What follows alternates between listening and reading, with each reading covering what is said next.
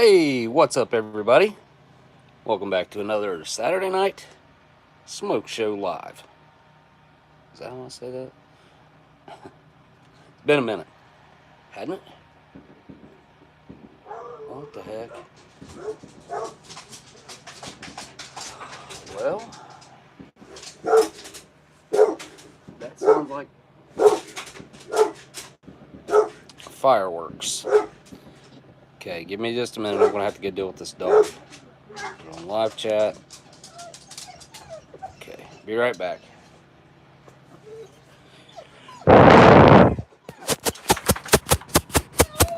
Yeah, hey. Look, it's not gonna get any better by you whining. I can't help it. It's fireworks or something.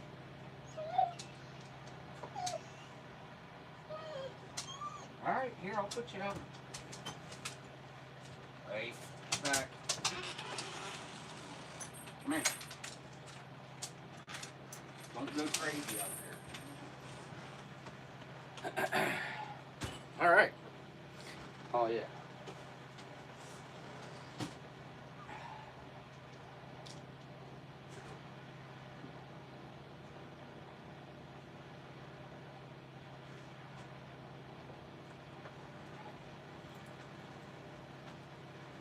So I did find something a couple days ago that I had never seen before. Check this out. It is white chocolate strawberry cream moonshine. I mean, obviously that looks really good. Super stoked for this evening. Can't wait for finally potentially give that general. Oh yeah, we could do that probably. Yeah, we'll spend some time on that this evening. Thank you for the super chat, LC. I appreciate you. You know you don't have to do that. Chat's super slow. I definitely would have probably caught your message. So I had hoped to have some not so interesting news for you guys, but definitely life-changing for me. Anyways, I tried to purchase my local car wash this week. That there was a lot that I had to do in preparation, trying to figure everything out beforehand, and really it came down to the last minute that I found out some information that luckily I didn't end up sticking myself with a business that I was going to have to sink like $400,000 into. So total, that would have been a total.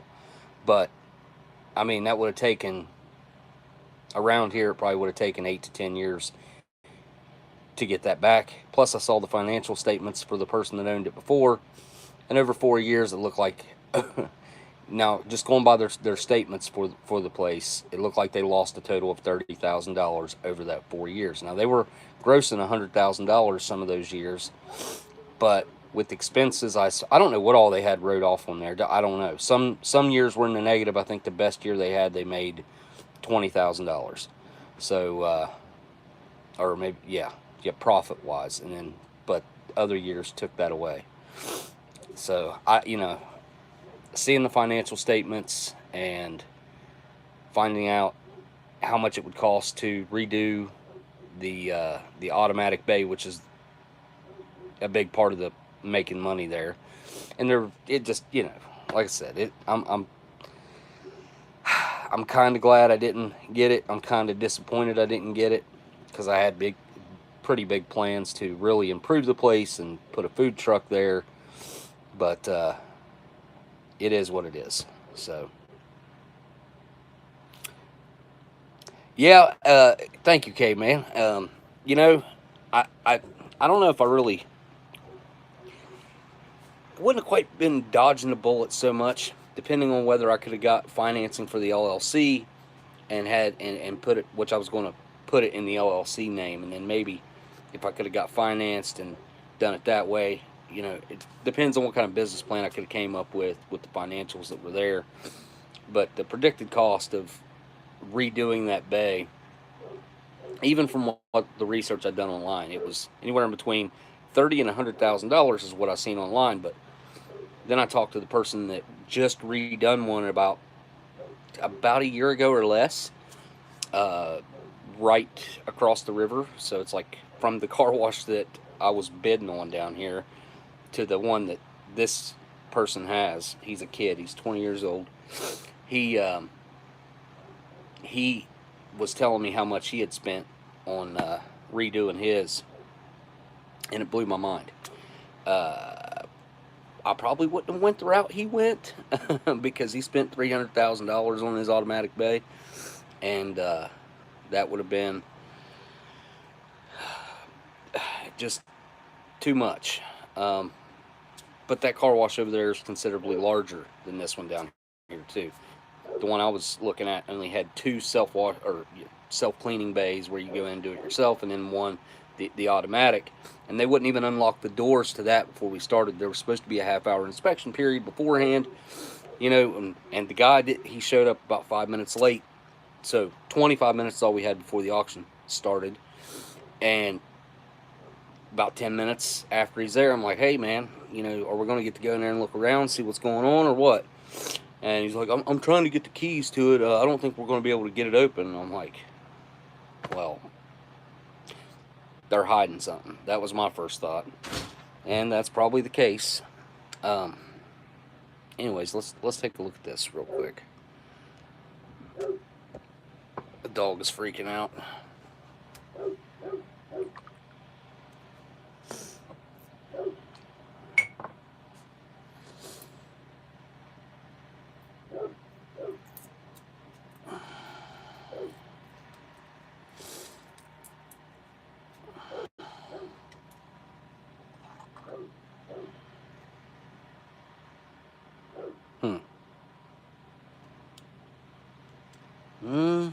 Barely smell the alcohol on it. It does smell like chocolate. It smells like chocolate with the, well, I mean, it smells exactly like what you would think. Light strawberry and heavy on the chocolate. Hang on, let me get this dog.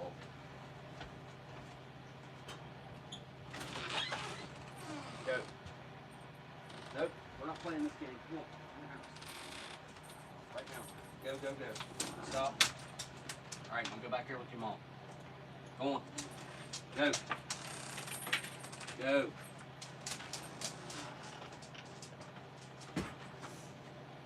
All right.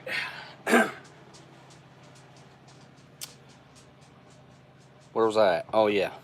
This stuff.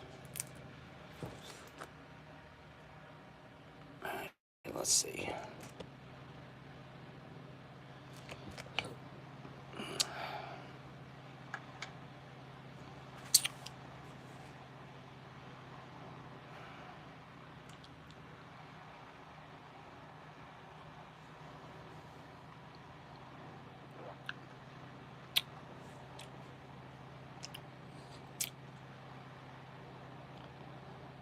That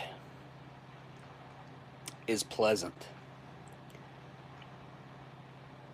It's extremely creamy. So, but it's got some heat to it. I feel it right there. Right at the very bottom of my throat, the top of my chest. Heated me up right there. Walking on a broken foot before realizing something was wrong. Sounds more like a fracture.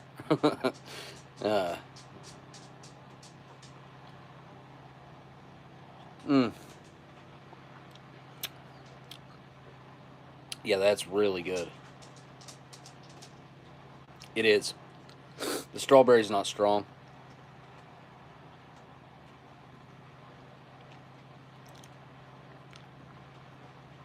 I mean, it's still got a kick to it. But for me to like it, it's what's the word I'm looking for? It's not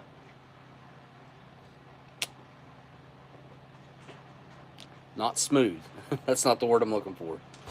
It's not weak. I mean, it's still 17.5% or 35 proof. It's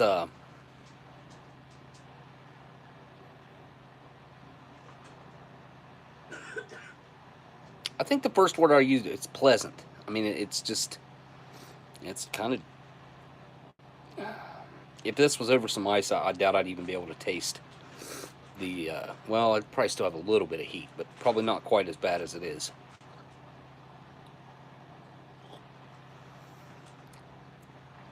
I don't think it would freeze in the freezer. I think it's got too much alcohol content. I mean, because technically it is, you know, still moonshine, but I don't know what the percentage of alcohol has to be under for it to actually freeze. Because I know I've had some pretty low proof stuff before, and it would not, you know, it wouldn't freeze, no matter how long you left it in there. It would get a little bit thicker, but it would never leave. It wouldn't slush up or anything like that. It would always still be liquid form, but it would be more viscous when you poured it. But, and that would go away very quickly.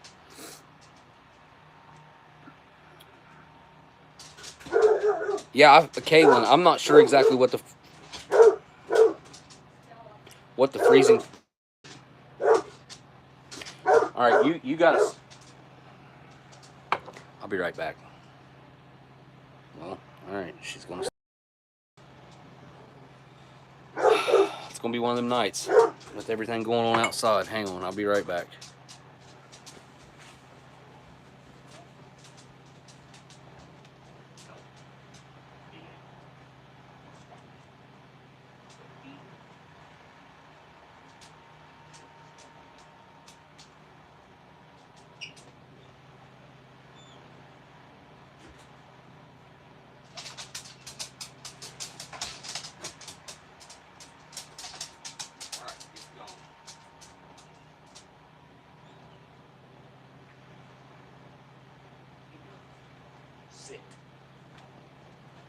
Sit, Stella.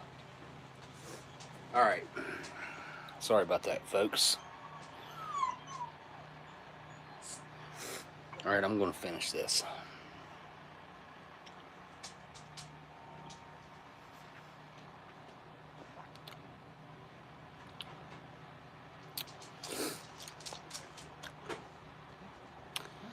It's tasty. I highly recommend this one.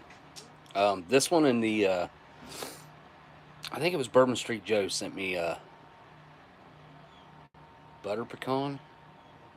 I'm looking for the empty bottle. I put all that stuff up Christmas time. I did have all my empty bottles right here on the mantle, or jars, whatever you want to call them. They're not there now.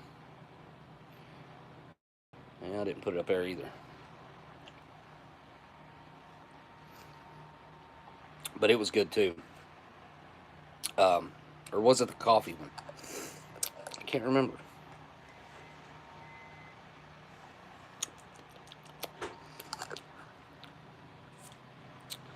Yeah. Highly recommend checking that one out. Oh yeah. Is T. Riley here? Because he sent me, which is Tim, right? I think it's Tim.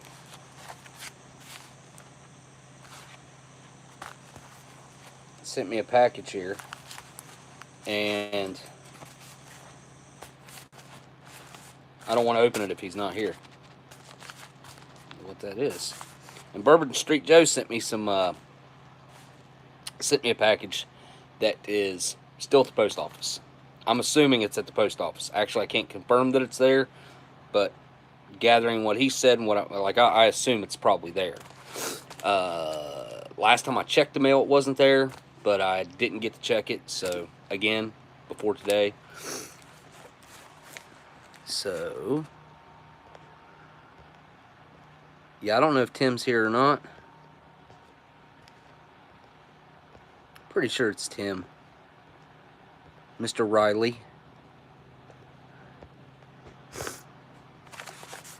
Anyway, got a package from TC, yeah. Oh wait, TC. How many people's name are John? And how many people's name are Mike? We got quite a few mics. I think we got 4 in the community. That's what I thought. Yeah, I was pretty sure it was Tim. Anyways, there's a package here from Tim, and we will open that whenever I see Tim in the chat. So, now,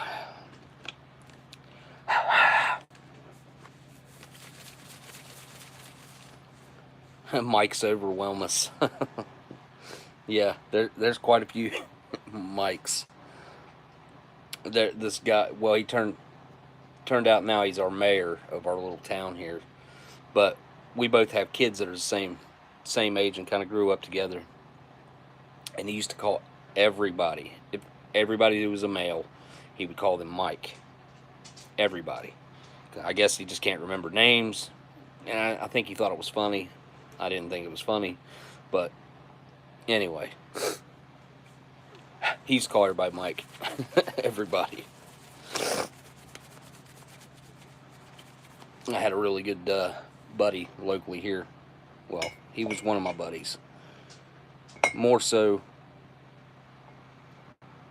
right before he just passed away recently. Which sucked. It was really, really weird how it, well, I can't, well, I could.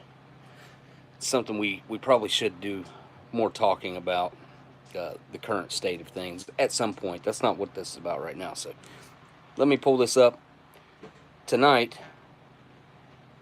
what we're doing is a 1996 MRE, menu number 11, pasta with vegetables. That's this right here. This is a big MRE. This is a thick, heavy, look how thick it is. Like this is substantially larger than your average menu, even back in 96. Back in 96, I would say most of them would have been about, well, I mean, I just went through a case, so I know. They would have been about like that versus this. I mean, I can squish it down, but this is a substantial, and it's heavy. This is one of the heavier ones. Another reason that I chose this one is this is one of the overlapped menus. So you have menus 1, 2, 3, and 4 that do not overlap. So those menus are, you only get one of. And that's kind of, that's one of the unique things about the 1996 and 1997s is you have repeat menus that overlap in the cases. Because in 1996, they only had 16 menus. And in 1997, they bumped it up to 20. And in 1998, finally, they catch up and they have 12 individual menus per case. So there's actually 24 different menus. Yeah, they've never had a repeat. Well, outside of 97, they did, they were supposed to do a chicken parmesan, and they didn't. Like, I've never physically seen one. So they did, I can't remember what they put in its place. It was chicken, I think, like chicken breast or something like that. I want to say it was chicken breast.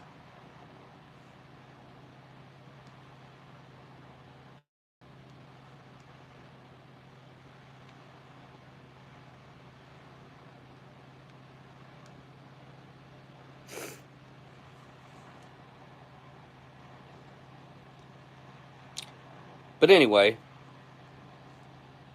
menu 5, 6, 7, 8, 9, 10, 11, and 12 are also in case B. Case B starts with menu 5, and then it goes 5, 6, 7, 8, 9, 10, 11, 12, 13, 14, 15, 16. My case A of 1996's, I was missing menu 1. I can't remember if I had a replacement in there or if I actually only had 11. Now, I do remember ripping the glue myself. So that case had never been opened before I opened it. I opened it a couple years ago probably. And I do have the sister case to that one, case B, that is still sealed. So I have case A and case B from 1996. I got those off of Dude Man back at the second meetup that we had. Second? Have we had 3 meetups now? I think it was the second meetup. Anyways, he brought a bunch of cases of MREs. I wish I would have had money to get more off of him, because he had a really nice stash of vintage MREs from I think they ranged from 1990 or 89 all the way up to like 97. I was supposed to get 96, 97, 98, 96, 97, A and B. So I was supposed to get those 4 cases off of him. And then I also got a case of 94 or 95s off of him. But it was so I bought a case of 92s, and then I hadn't paid him, and I was like, dude, I'll take another case of 95s, and I'll just open them up and let everybody have whatever they want out of it tonight. We were at my hotel room that night. Other people can attest to this too. But anyways, I'll tell you the story really quick. I'll make it quick. We brought the case in, and I was like, just open it. You guys do whatever you want with it. And at the end of the night, like, I think the corned beef hash was gone. Obviously, somebody got that right off the bat. There was only one other MRE that got taken out of it. So there was still 10. And there were like parts of both the corned beef hash and whatever other meal it was that were still, like, they put them back in the bag and set them back in the case. So I still had like 10 MREs left, and I had planned on people just taking whatever and eating it and opening it, like just doing whatever. But we opened a lot of MREs that night. But anyway, I told him I'd just pay him for them the next morning or whatever, because I didn't have cash. I was going to have to go to the ATM or something like that. Anyways, he was getting ready to leave before this happened, and I was like, dude, you can't, like, there's no way he could have drove home. So I would not allow him to leave. There was, like I said, there was no way he was driving home. I really don't know what was up with that, but wasn't happening. And I was like, man, you can just stay in my room tonight. You can have the couch, and tomorrow morning you can just, you get up and do whatever. So I get him to stay, and woke up the next morning, and that case of, I think it was a case of 90, it might have been 94s, and then a case of 92s. The 92s were open, the one we opened. Both of those cases were gone, and I paid for one of them, and the other one I was going to pay him for that morning. And he took both those cases when he left. I was like, what the heck? But that's, so I don't have those cases, and it's not easy to come by, especially like those early to mid 90s brown bags that are in good shape. The ones that he had, like, I almost, not every single one, but almost every single one that I've seen other people have and myself have had, like, they were all edible. I had one that wasn't edible. I can't remember what menu it was, but it was one of the more sensitive menus. And then I saw a couple other people have a couple that weren't, but most of them were. They were stored really well. The person that had them before him literally built a room with air conditioners, dehumidifiers, and reflective, like, aluminum to store them in. So it was kind of neat. But anyway, that's where these came from. That's a little bit of the backstory. So this 1996 case was stored in that room that I just mentioned, being in, I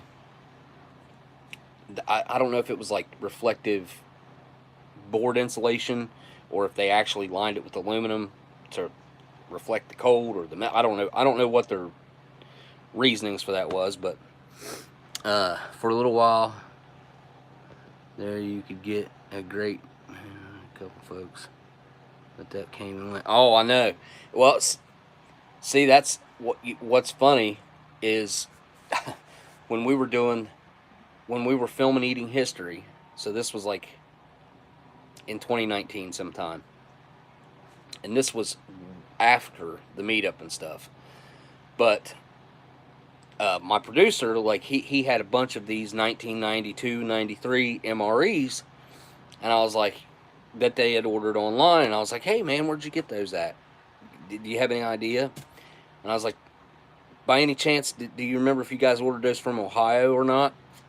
And he's like, I think we did. And I was like, oh, I know exactly where those came from. And we looked it up and where they had bought them from, and that's where they had came from was the same guy that I'm talking about right now, because he kind of flooded the market. That's really kind of a bad idea if you don't care that you're just not going to make money on them or whatever. Sure, do whatever. But if you put hundreds of them out there, I mean, there was like hundreds of cases that were put out there, and he could have done better with them. I mean, he could have got more money out of them. But I'm glad that they ended up getting out into the community the way they did. But hey, by the way, it's good to see Roller Yak in here. It's good to see Sean, man. I'm glad he's here.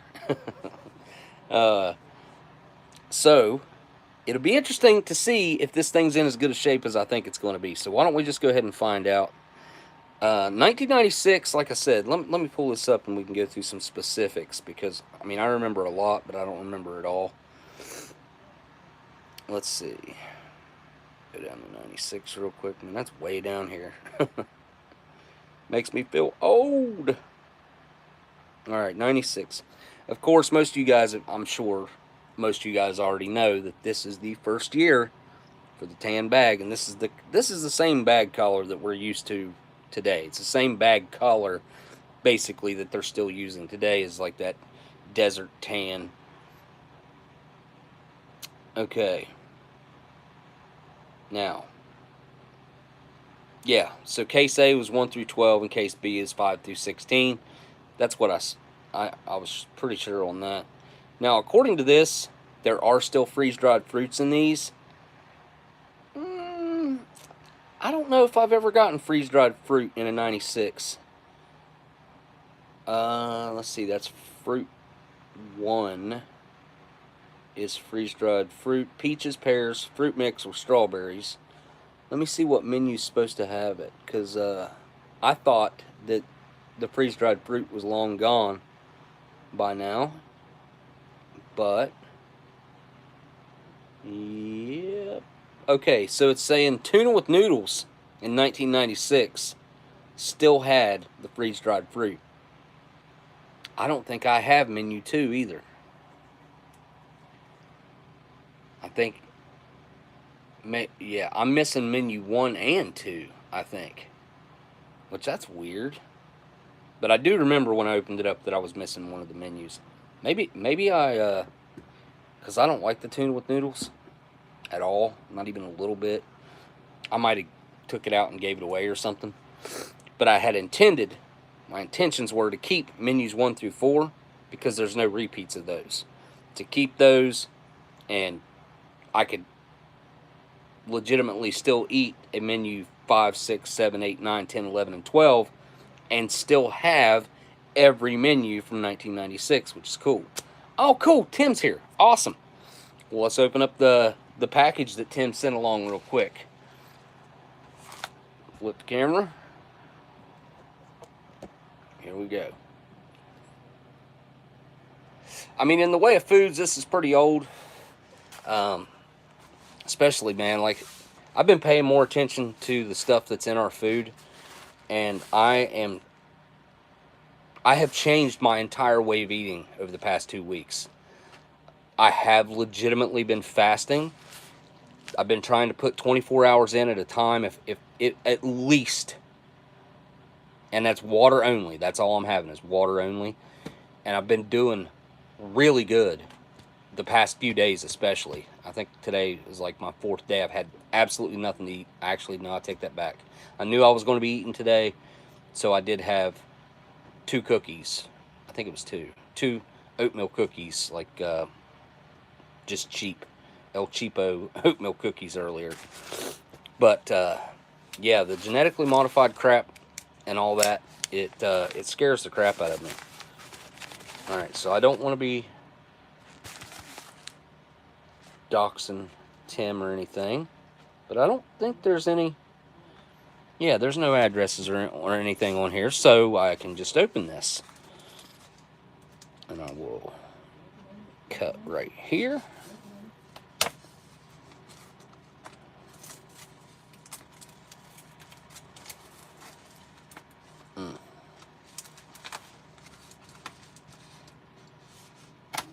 My knife is obviously dull. It's been a little while since I sharpened it. It's kind of embarrassing. I'm not taking care of my knife.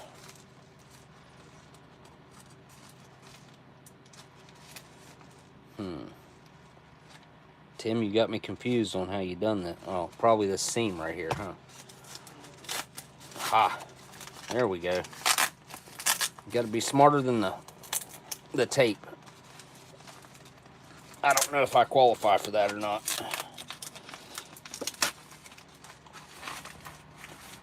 Okay. Oops.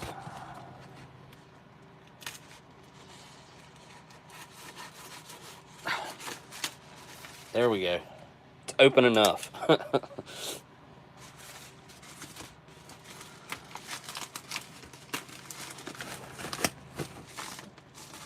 Alright. We have another envelope in here. Whoa. Dude. That is awesome. No note in there? Okay.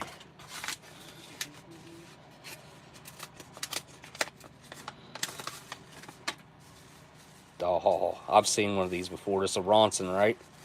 I'll bet it's a Ronson. That is sweet.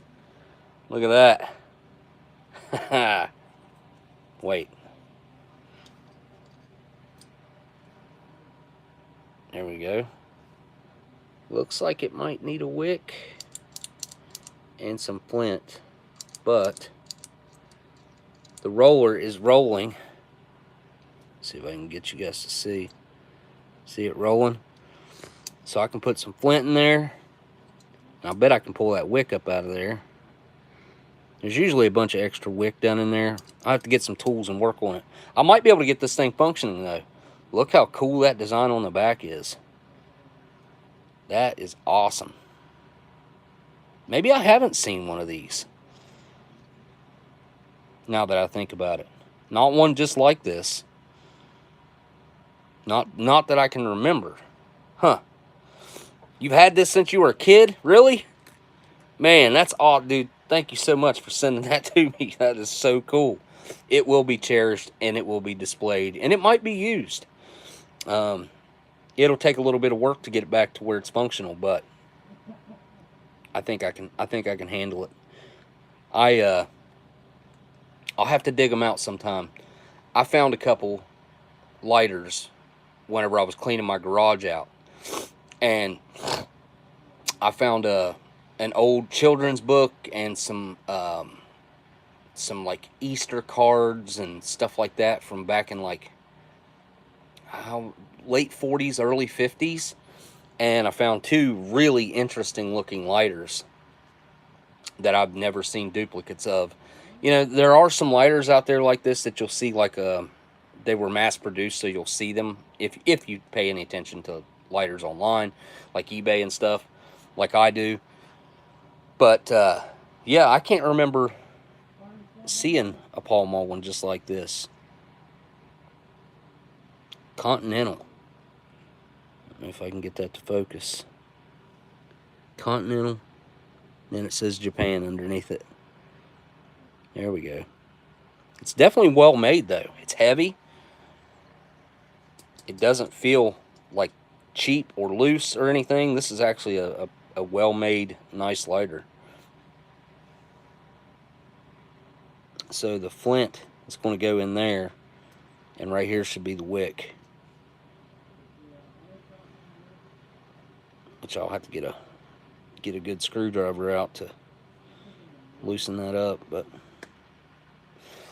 awesome, man, that is super cool. Thanks so much for that, man. I really appreciate that, Tim.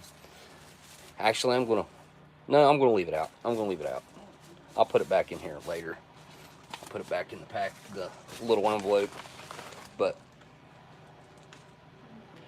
I'm either gonna have to build my own display cases or find some for sale. I just passed up buying one, and I definitely would have gotten, I mean, the price that it sold for was way cheaper than what I could build one for, but it was 40 foot long. I have nowhere to store a 40 foot long display case right now. I'm sure I could have broke it down into pieces, and they might have been like 10 foot long, but I mean, this thing was massive, literally massive. It was in an old car dealership. The guy had a bunch of old gas pumps. He had old Coca-Cola stuff, and he had a 1968 Camaro that they sold for almost 60 grand, which is really high for what it was, in my opinion, unless it was a all numbers matching 396 4-speed car, which I don't think it was. Anyway,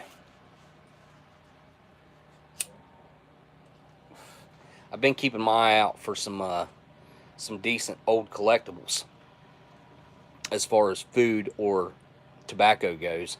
And I did find a bunch of old tobacco signage. That's where that Pall Mall or Philip Morris sign, that's something that's for sale locally here. That sale's coming up in a few days. So they had a few things.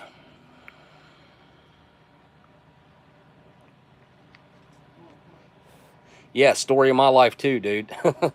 Something that I really wanted and I could use at some point. I can't use it at this moment, but I mean, I know I need it. Eventually I'm going to have a spot that's going to be 30 or 40 foot long that I could put something like that. But maybe I'd be better off just to build it. I mean, I'd say I could build a decent display case for, I don't know, maybe a few $100s. Thing is, that one up there ended up selling for like, I think it was 150 bucks. And it was nice. It was like really nice, high quality. I've seen some pretty junky display cases come up for sale, and you could restore them, but this one was nice, mint condition. Looked like it had been painted by somebody who paints cars or something. It was really nice. The guy had a bunch of old salesman samples, like he had a Pepsi cooler salesman sample. He had two Coca-Cola cooler salesman samples. There was something else that was a cool salesman sample that he had. But I like that stuff because it's a miniature version of the big, and so the full size. I had another one, but it got lost over the years. I'll bet, well, I don't know, depends on if you've moved or not, but you'll probably end up finding it one of these days if you're anything like me. You know, let's see if this peelable seal is going to work on this thing. Now, this is a Right Away Foods, so Rafco, before Rafco, or right after Rafco. Yeah, right after. And they turned to Right Away. But let's see, they were known having some pretty decent quality. From my experience, the products that they had back then were pretty decent quality that came out of Right Away. I feel like Tobacco stuff back then was lower quality. It just, or Southern Packaging Company, whichever. My experience with everything that I've went through, it seems like consistently the Tobacco stuff's bottom of the barrel. You know, it's not bad, but it's just not the quality that some of the other manufacturers were pumping out back then. All right, that's gonna peel. Let's see. Aw, dang it. I really wanted that to open clean. Not going to happen. Alright. Let's see what's in this sucker. First things first. We got us a nice little printout here of your nutrition, a force multiplier, vitamins and mineral fortification. Nutrient levels in MREs are based on the recommended dietary allowances or daily values, which are adapted to meet operational requirements. Fortification maximizes the nutrition of the ration by adding or increasing vitamins and minerals within some of the ration components. Fortification provides you the additional edge to maximize your performance. The table below shows fortified MRE components. The X shows which vitamins and minerals have been added to a specific component. These components should always be eaten. So beverage base, you got vitamin C and calcium added to the beverage base. Cocoa beverage powder, you got vitamins A, C, and B1 and B6. Wow. Vitamins A, C, B1, and B6 in the cocoa beverage. Cheese spread has the same as the cocoa beverage powder. Both cheese spreads, the jalapeno and the regular. I believe this is the first year for jalapeno cheese spread, if I'm not mistaken. It was either that, I don't think it was in 95. Peanut butter has B1, B2, niacin, B6, and calcium. Oatmeal cookie bar has iron added. Chocolate covered cookie has A, C, B1, B6, and that's it. And fruits have vitamin C. Well, now they add more vitamin C on top of the vitamin C that's already in the fruit. Huh. And then there's that. You can pause if you want to read that. I won't read it to you. Tips. If you can't eat all the food in the ration, eat some of each component to get a balance of nutrition. Eat the high carbohydrate items first. Crackers, beverage base, fruit, jelly. Save unopened dry snack items to eat when you're on the move. Pasta with vegetables in tomato sauce. We got water, pasta. There's some niacin. What's next? Corn, green beans, diced tomatoes, onions, carrots, peas, celery, red peppers, mushrooms, tomato paste, just tomatoes, modified food starch, sugar, salt, corn oil, dehydrated onions, spices, minced garlic, and citric acid and onion powder. All right, 113th day. Some crazy printing on that.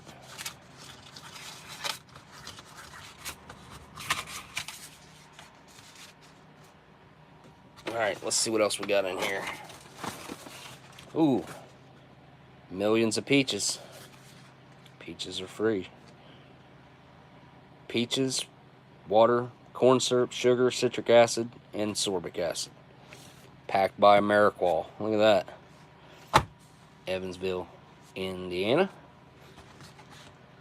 32nd day of 1996. So February 1st. Or, yeah, be February 1st. What we got here? What's this? Fudge brownie. Shelf stable. Huh. This looks like the same packages that the bread was in back then. Back in like 93, 92, 93. This is on the 100th day. 96. It's really dense. But it feels like it's held together. Feels like it's all in one nice piece there. Oh, look at that. Now look how good that flameless ration heater looks. Look. Not one loose filing in that whole thing. TruTech, Riverhead, New York. But that's a great indication that this MRE has been stored well and handled you know, the cases weren't mishandled, or it would have knocked some of them filings loose. What else we got? We got, of course, we have some crackers. 158th day of 1996. These were made by Right Away Foods. The brownie, Sterling Foods. So we got a pretty large variety here of manufacturers. Packed by Shelf Stable Foods Incorporated out of Cincinnati, Mariqual, Sterling Foods, and Right Away so far. What else we got in here? Okay, it smells really good inside the bag, by the way. It smells like just fresh plastic. There's way more in this than I thought there should be. Here's our accessory packet. Nice little bottle of Tabasco right there. It's looking pretty light in color too, actually, in person. Looks a little dark on camera, but we'll check that out here in a minute. I got water boiling in there for that main, so we'll get to that here in a second. Oh, sweet. We got a cocoa beverage powder. I didn't think there'd be one of these in there. Awesome. And of course, we've got our partially biodegradable spoon there. What else? What's this?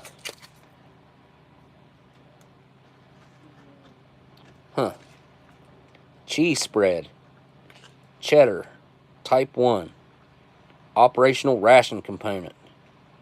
Need package before opening. That's kind of a weird looking package of cheese. It doesn't just like say cheese spread on it, you know, anywhere in big letters. 1.5 ounce and produced by Right Away Foods. Nice. Ingredients: cheddar cheese, butter, water, disodium phosphate, salt, monodiglycerides, stabilizers, xanthan, locust bean, and guar gums, lactic acid, vitamin C, APO, blah, blah, blah. You know, and you got your added vitamins A, B1, and B6. That's an interesting pack of cheese, I must say. Quite impressive. I geek out over, like, stupid stuff like this, but just where this is so different than most other packs of cheese spread, I happen to really take a liking to that. What else we got here? Okay, we've got this is a cherry flavored beverage base powder. Even though I don't like all the dye in this and the way it dyes my mouth red and all that and anything else it touches, the cherry drink mix is the bomb. It is really good. It reminds me of my childhood. It reminds me of cherry Kool-Aid all day long. I mean, it's kind of perfect, really. If it was outside of the red food coloring, if it wasn't for that, it would be perfect. It's really, really awesome. All right. So, I'll open that when I get back. I'm going to go through... actually, you know what? No. Let's get this open.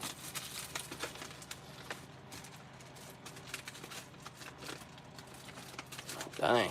That's a heavy-duty plastic right there. Good Lord. What the heck? Alright. Well, let's just start with the U.S. issued butt ration.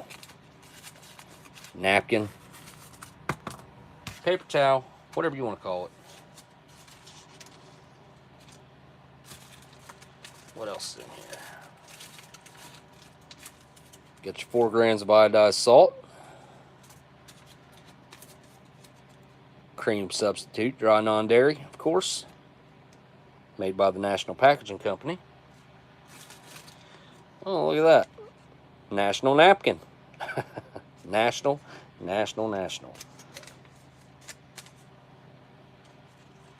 Those weren't around for those red ones like that. A couple of years maybe. And of course we have our D.D. Bean and Sons matches that are black with white tips. Strike on back, of course. You got your chiclet style gum that looks absolutely perfect. No yellowing, no cracking, no nothing. Looks really good. There's our Tabasco, looking fabulous. And last but not least, we have an iced tea drink mix with natural lemon flavor and sugar. This is not a sugar-free crap or anything. Made by the Giannis Brothers Packaging Company. Huh. Even this looks weird. Isn't this usually like a burgundy color or like a faded red or something? I don't think it's usually black like that. Cool. Alright, let me get rid of the stuff that I don't want, need, or won't use, which is the gum, wet nap. I do not need these matches. Save the toilet paper. Don't need the iodized salt. And I don't need that Tabasco, but I'll set it up here on my shelf with the rest of them. Got quite the collection going. Again, I put them all up a few months ago. I mean, I didn't. I've got a bunch. All right, I'll take this bag.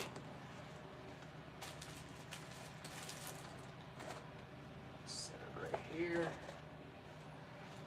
Let's get this opened up, and I'll go throw it in some boiling water. Good looking retort pouch. Looks like a brand new one, really. The retort pouches back then are better than the ones that they use now, I think. These are stiffer. They just seem like they would keep the food better. I mean, the thickness of it really, I think, makes a difference. 113th day. Pasta with veg. There's a lot of different vegetables in here. A lot more than I thought there would be. So, cool. I'll be right back.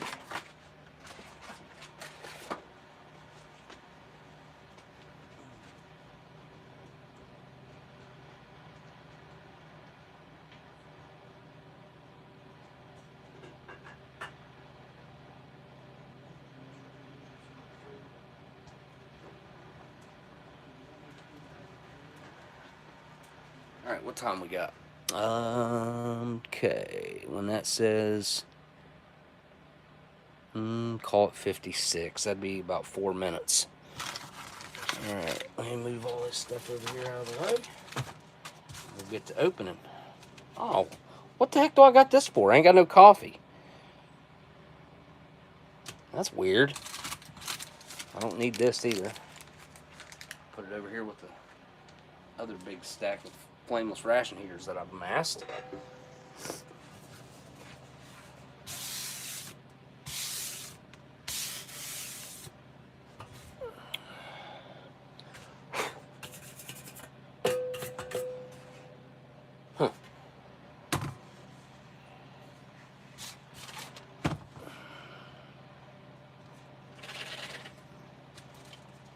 Guess I could put it in the tea. I don't know how good that would be with the lemon, but there's some drinks I gotta make. Jeez, 3 of them.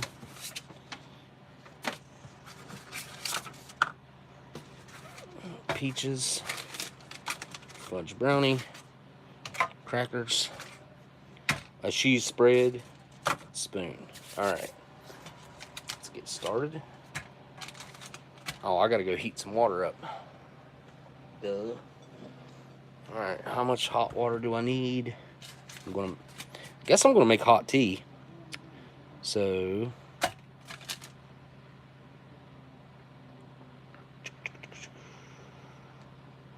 says it calls for 6. I'm gonna go with 8 and 8, so I need 16 ounces of water, which is a full bottle, more or less. And while I'm in there heating this up, or putting it in, while I got it in the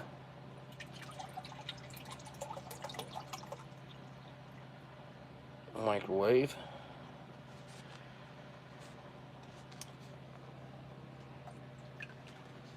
I'll get the pasta with veg out. Alright, let me go through this in the microwave. Be right back.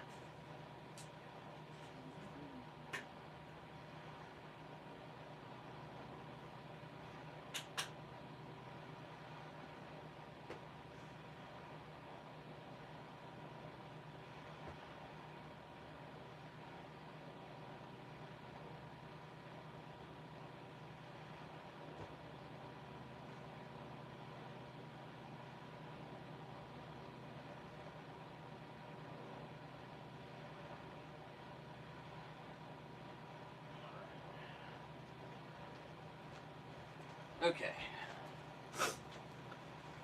Got that out. Got it all wrapped up in a couple hand towels so it'll stay warm while we get everything else ready here.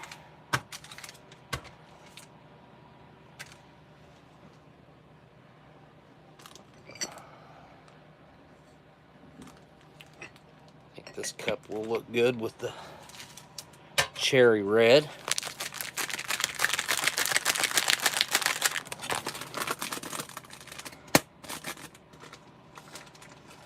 Feels maybe a little bit clumped up, maybe? I don't know. Nope. Wow. Looks perfect. Try a little bit of the powder. Whew. Wow. I wasn't ready for that. My gosh. That was tart. Whew. Goodness gracious. Extremely sour and tart. I expected it to be a lot sweeter.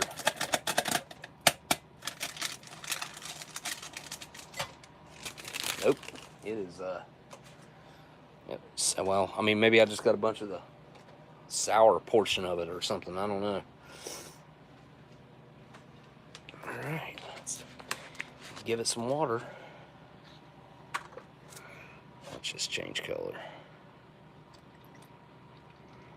Oh, it's like blood.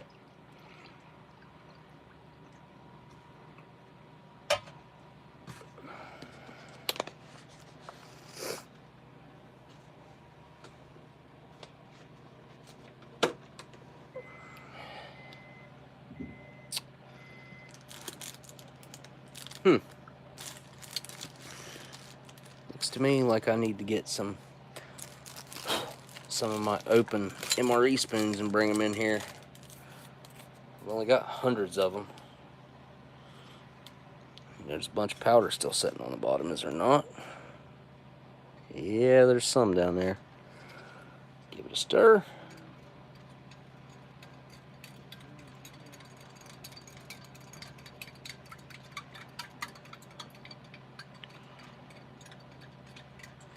Yeah, the car wash ain't happening, unfortunately.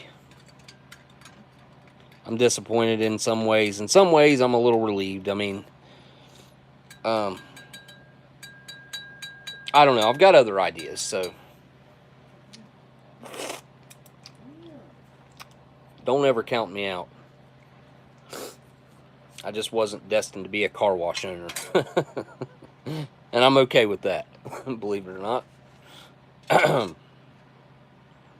Not that there's anything wrong with that or anything. I'm just saying, like, it's okay. I'm okay with not having become one. Alright, let's get this stuff ready before I even go get the water. Got cocoa beverage powder.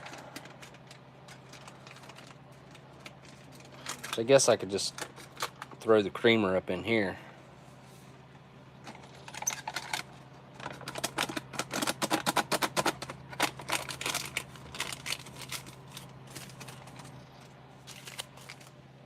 Definitely wouldn't hurt anything. Let's see.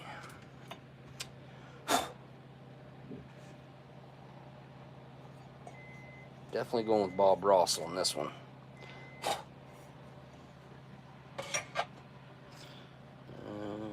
Yeah, I've only got one white mug. Trying to do Breaking Bad, yeah, not quite. Although my town would definitely support a business like old Walter had. There's enough.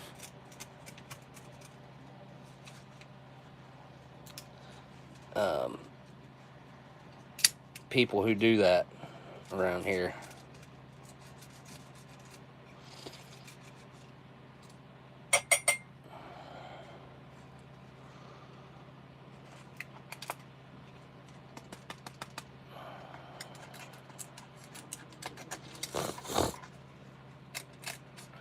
But yeah, I've got other ideas, and honestly, like there's a lot of opportunity out there right now.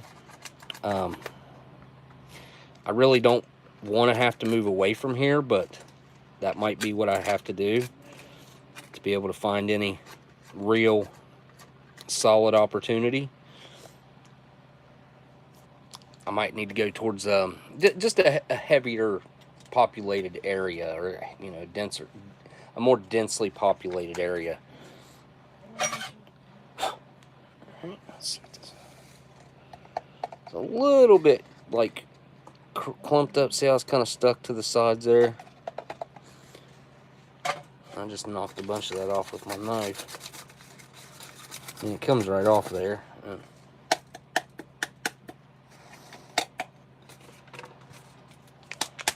Okay, so I've never done this before, but not with one of these. But I don't think this is going to hurt to put this into the tea. I could throw it in the cocoa beverage powder, but I've done that 100 times. Why not go ahead and throw it in here? Give that a shot. All right, be right back. Let me go grab that water.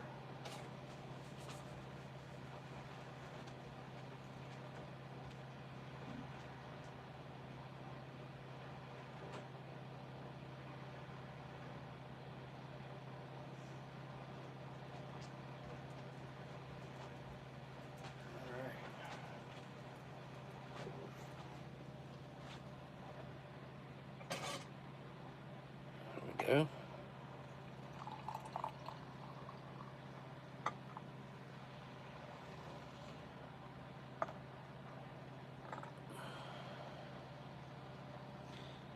That's pretty close. Okay.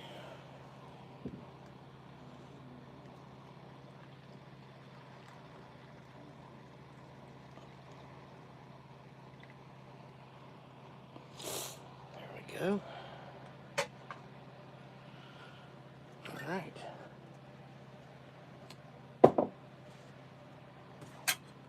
Give the tea a stir. That's that non-dairy creamer that's floating on the top there.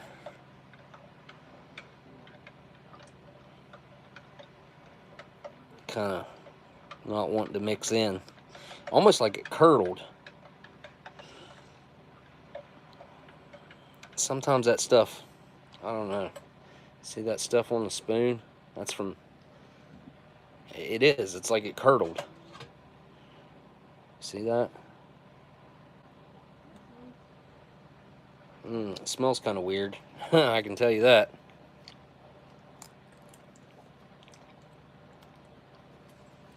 All right, cocoa beverage powder, stir.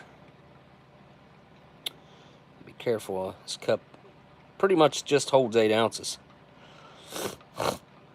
Well, 8 ounces plus the massive amount of cocoa beverage actual powder.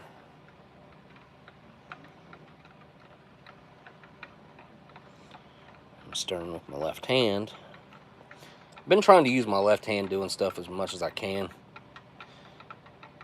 Well, the left side of my body in general.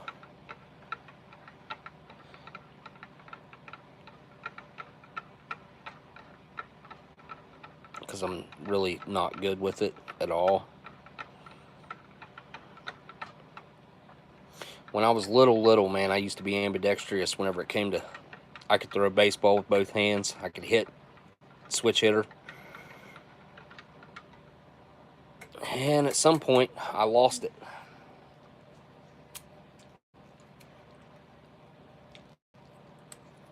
I suppose if you don't lose it, or if you don't use it, you'll lose it. Well, that looks really good, does it not? I can't say that for the tea, though. You know, I'll bet you that lemon made that freaking... I didn't even think about that. The lemon that was in the mix made the non-dairy creamer, like, curdle up.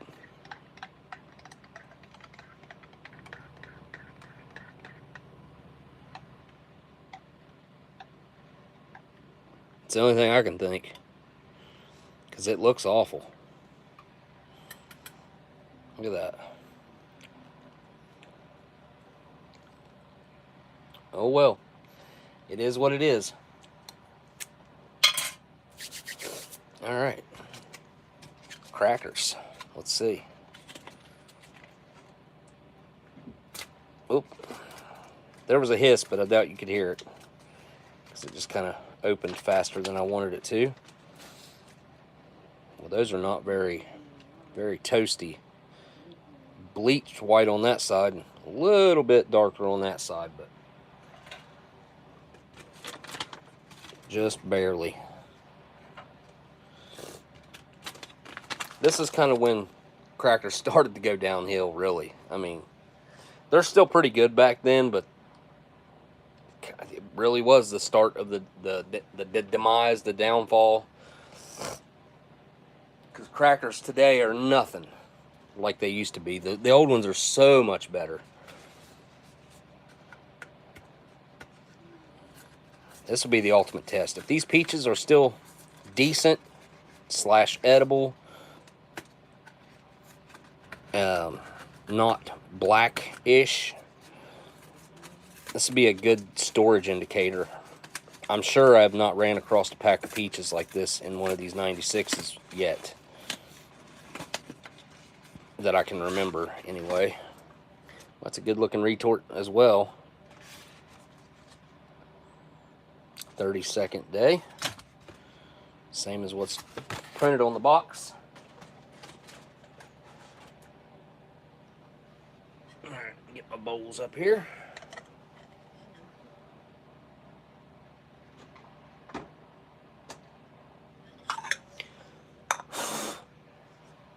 Now, I know this bowl is not going to be big enough, but I'm going to try it anyway.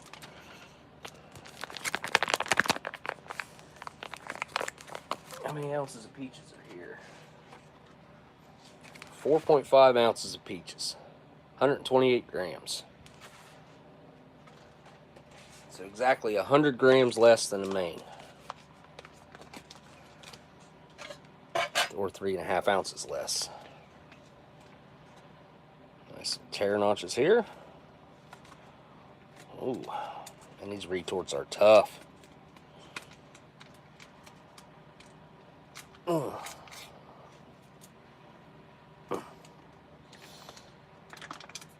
Well, they're definitely not black. They're dark, but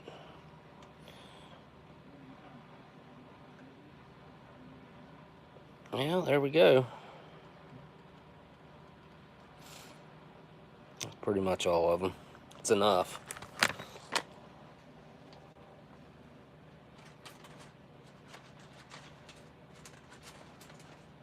Go.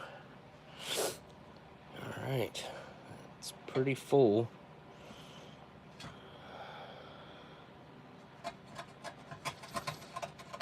What the heck? What's up on my tray?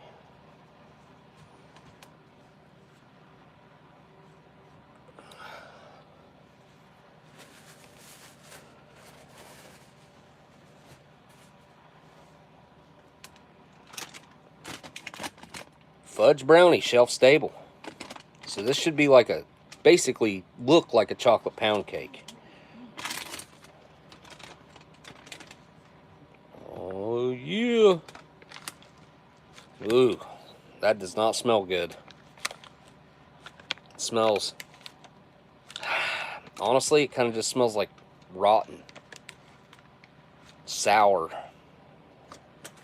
It doesn't smell good.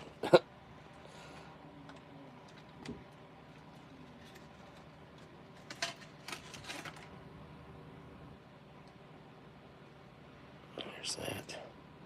Look at the sugar that's migrated out. See that? All the chocolate chips throughout. I mean, if this is still edible, this should be good. It's way better than the brownies of the later years, in my opinion. But this is like a first era, first generation cosmic brownie right here. Look how weird like the separation is. It's got some weird stuff going on here. Some weird, it's got a weird look to it too. But alright, it might be fine, it might be good. There's a couple little pieces down in there. I ain't gonna lie, I really would like to try that right now with a fresh palate. I might numb my mouth or something, but right there, corner piece too. Here we go. Down the hatch.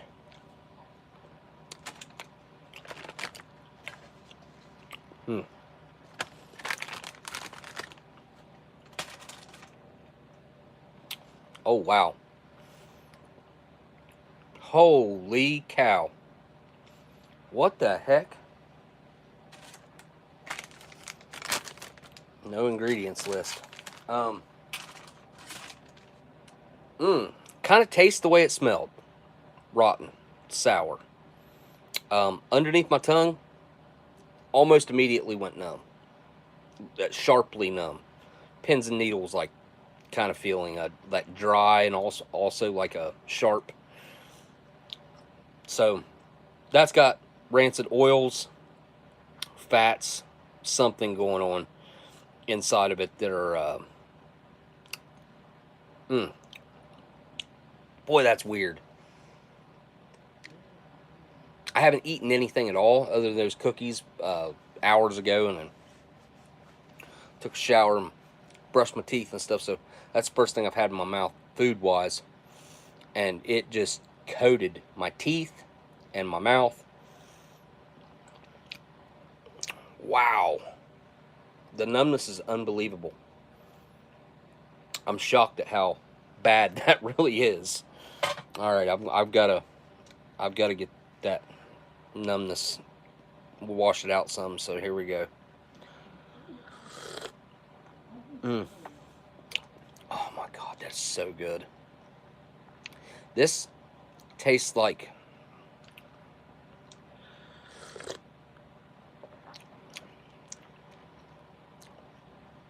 what does that taste like?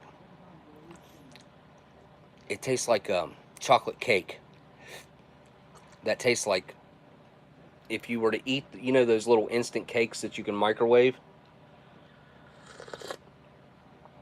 You know how you, like, after you mix them up, you lick the spoon, or I do. If you've ever had one of those, that's what this tastes like. Like the flavor of it. It's kind of got a, almost like a savoriness to it. It's really pleasant. It's not overly sweet.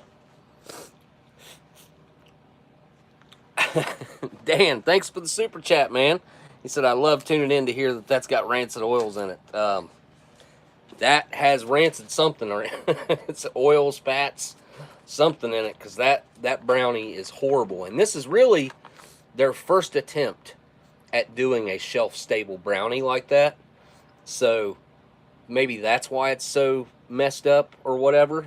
And maybe it just, that doesn't have a bunch of preservatives in it or something, which is really, honestly, a good thing. But, yeah, man, that thing is, I would say, you might have been able to eat that 10 to 15 years ago. I'd say it went bad. It's been bad for a long time. Yeah, it could be bad butter, Tim. You know, I can't say exactly for sure what they used in it. If they used lard, or if they used butter, or if they used some sort of oil like canola oil or something. You know, it's hard. It's hard to really. I'm sure they use some kind of oil in it for sure. I know when I make brownies, I use oil. All right, let's check out this pasta with veggies. Again, Dan, thanks for that super chat, man. Really, really, really, really, really appreciate that, dude. Oh, wow, that smells amazing. Oh, that smells so good. It reminds me of the Italian restaurant that we just went to for my son's birthday the other day on the 6th, on D-Day. My son was born on D-Day. But this has a really distinct Italian scent to it with the spices, I'm sure is why. With the garlic, with the tomato, the onion. Look at that. Look at them peas, carrots, celery. I think it said something about corn and green beans up in here too. It's almost like a vegetable soup with pasta. If it was a little bit more liquid based, a little more soupy, I guess I should say, we would have like a almost like a vegetable soup. Which that's kind of what it is. A little bit like what it smells like, but it's also got that really distinct Italian scent to it. And it smells good. Nothing about that smells weird, smells off. It smells fantastic. Leave that right there. I'll need it here in a minute. I gotta say though, for being 20, what is it, 27 years old? Is that right? 27, 28 years old? That looks pretty daggone good. Oh, it's got mushrooms in it too. That's what that is. There's corn. There is corn in it. Looks like it's got some corn in it. Ain't got no gas in it.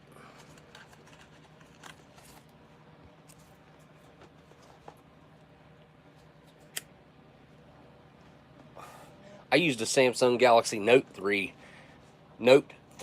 until like 2019, 2018 or 19. I used it for way too long. I should have given up on it years before I did. But for some reason, mine didn't like slow down and get glitchy or anything like that. And then just all of a sudden one day, it would not allow me to get into my gallery. I couldn't look at any of my pictures, any of my videos. I couldn't film with it. I couldn't do anything with it, so I had to give it up. I can still access them through going through the individual files, but the pictures on it is about that big, so I can't really see it. I mean, I can kind of tell what it might be, but it sucks, man. It just really sucks. I think I got everything off that downloaded onto the computer. I hope. Actually, I can't remember if I did or not. But then my laptops are just crap in the bed, so now I'm going to end up losing. I'm going to end up losing years of my family if I'm not careful.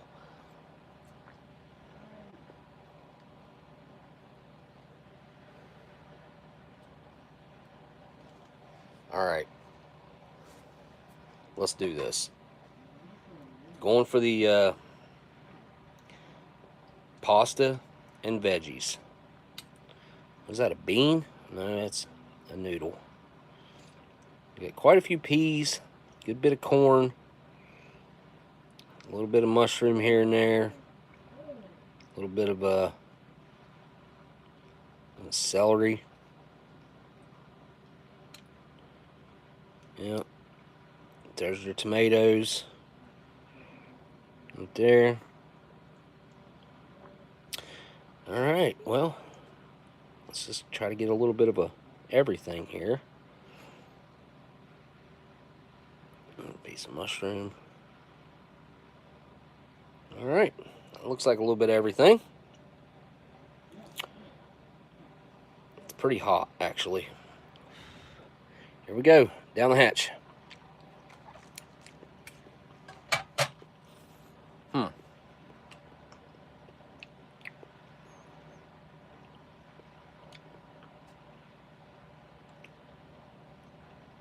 Okay. That's super weird.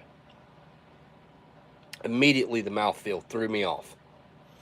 Ugh. What the heck?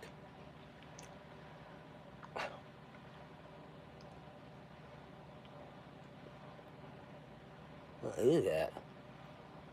Freaking piece of tomato skin. That's what it is, skin. Stuck to the roof of my mouth. Okay, so the noodles mixed with the peas and the corn, like, it doesn't work. There's something just inherently wrong with that. I do not, or my mouth does not like it. The flavor is not bad. It is kind of, I would call it sour. It seems like the tomatoes kind of, like a sour tomato kind of. I don't know. I'll give it another try.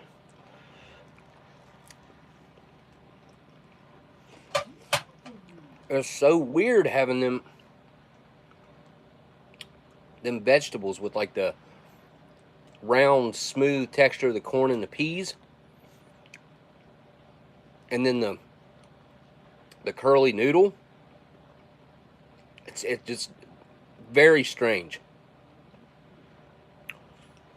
Huh. It's fully edible. There's nothing off about this that I can discern right off the bat. I do feel like it's probably lost a little bit of flavor. As far as intenseness, I can't really pick up any of the flavor of the corn or the peas. And I figure if this was like within a year or two old, you might be able to get some of the flavors of the corn and peas. But at this point, it is just kind of all absorbed one unique flavor, and it all tastes the same. So,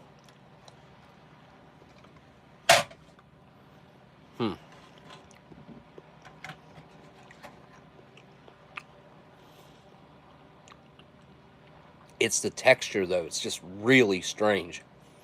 I don't like it because of the texture. Flavor's not bad. I don't mind the flavor at all.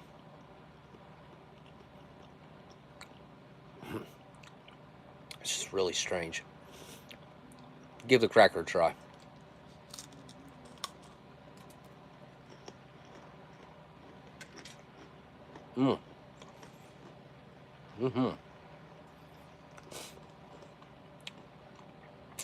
Still got a great flavor. Really nice, toothy, hearty, savory type of cracker. Of course, it tastes like it's a flour, you know, it's just a flour cracker. But back then they still had some of that malted barley in them.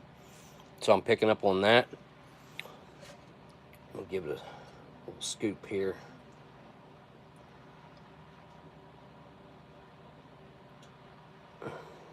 Looks like a green bean on top right there.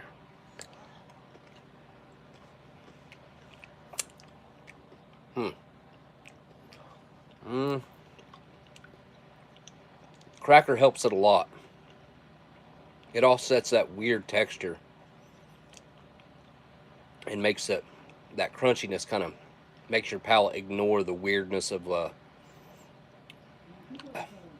it's kind of like those little boba balls, kind of. That's what it reminds me of, texture-wise. We're going to try some Tabasco on here and see if that helps it. Whoop! We'll try a lot of Tabasco on there and see if that helps it.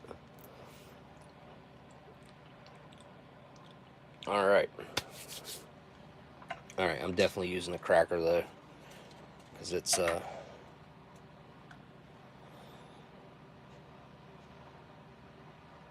definitely makes it better. Alright, here we go. Tabasco. Oh, definitely a green bean, by the way. Whoa! That's hot. Good Lord.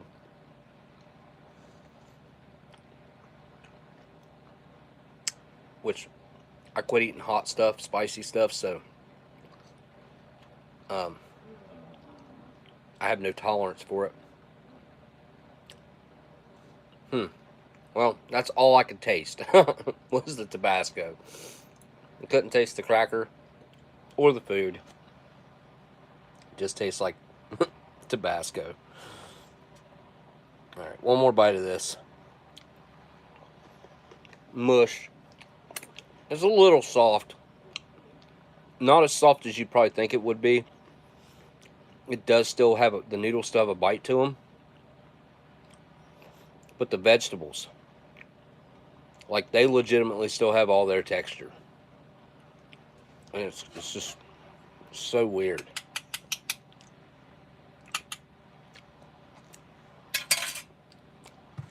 You know.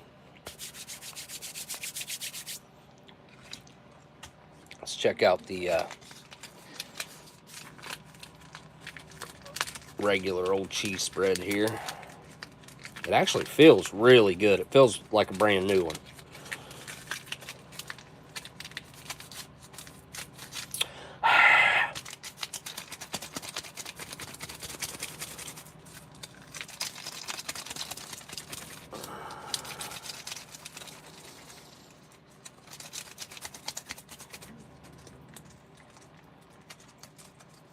Alright, let's see if this is any good. See if it's turned brown or anything crazy.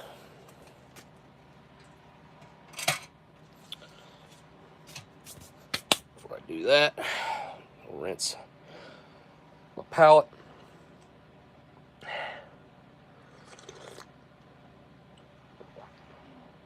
Oh, straight up takes me back to the 80s and early 90s and reminds me of the exact Kool-Aid that I used to love. This would make some good popsicles.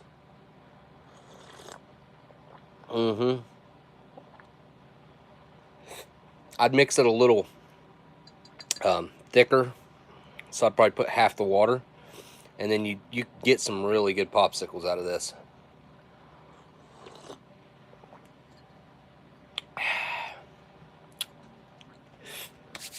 Alright, let's see what this looks like.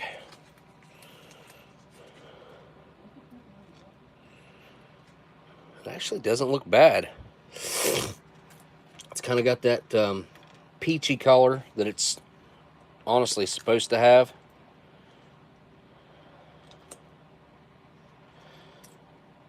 It's a little dry, but I mean, that doesn't look too bad. Let me smell it. Yeah, it's ripe.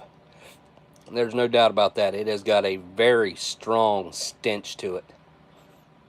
If you didn't know what that was, and somebody tried to get you to eat it and you smelled it first, you wouldn't eat it. Like, it stinks. I don't even, I'm not going to say what it smells like, because it smells wrong. Oh, I'm going to eat it anyway, but I don't really want to, because it smells, it has a almost like a bad human smell to it. Like humans have bad odors. This has a similar odor to what a bad human odor smells like that I have smelled before. And alright, anyway, I'm gonna eat it. I'm just gonna eat it. I'm gonna eat it. Here we go.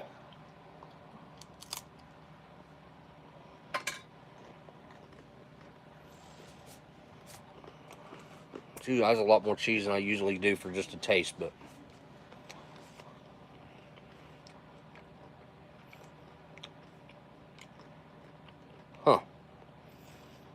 well,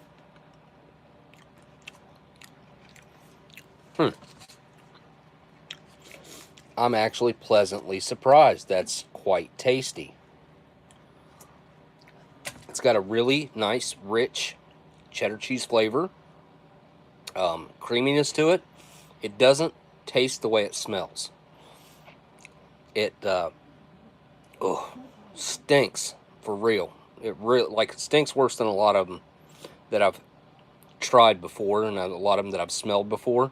This one has a different twist to it. I don't quite know exactly why that is, but this one certainly does have a unique, weird twist to the odor that maybe I've smelled this before and I didn't recognize it, but I can't remember ever having smelled one that smells exactly like this. Oh, anyway, it tastes pretty good though.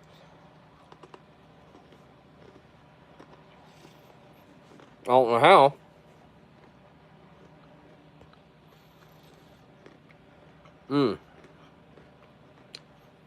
It's really pleasant to eat. I'm quite surprised. Because if it tasted the way it smelled, there ain't no way I would have went for another bite. I do think my breath probably reeks right now. I think I can even smell my own, smell it coming off of me.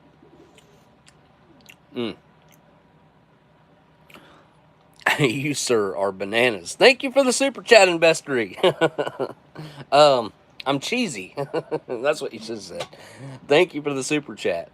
I really appreciate that. Now, see, this is one I wish I could... Smell-O-Vision's coming. They've been working on it.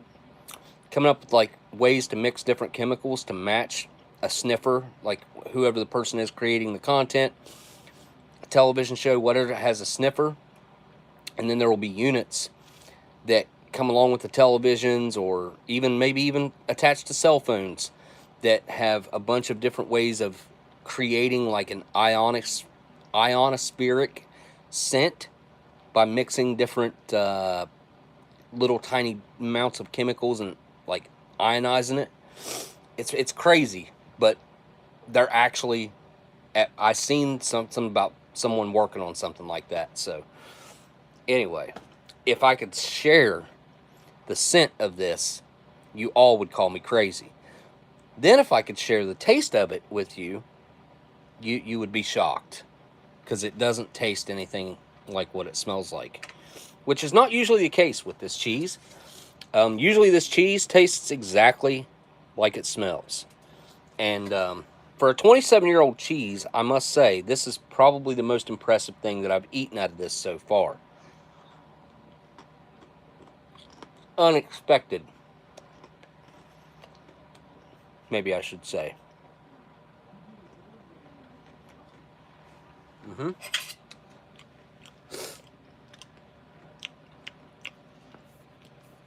All right, I got a question. Okay, the fresh savor was right here. So what I'm going to do is cut out a chunk right here where the fresh savor was at, and just see if maybe if it's any better.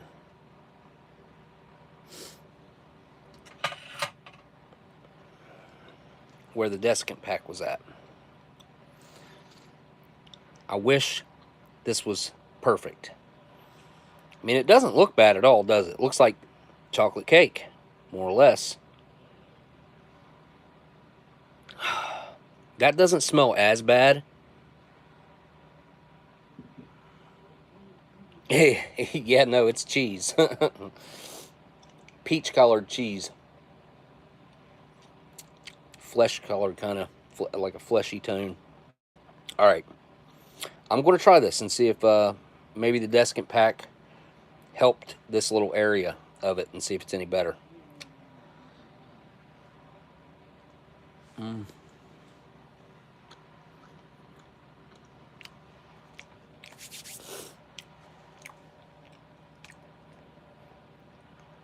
Oh no.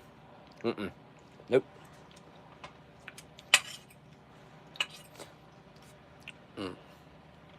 No, but that, well, yeah, it did help it.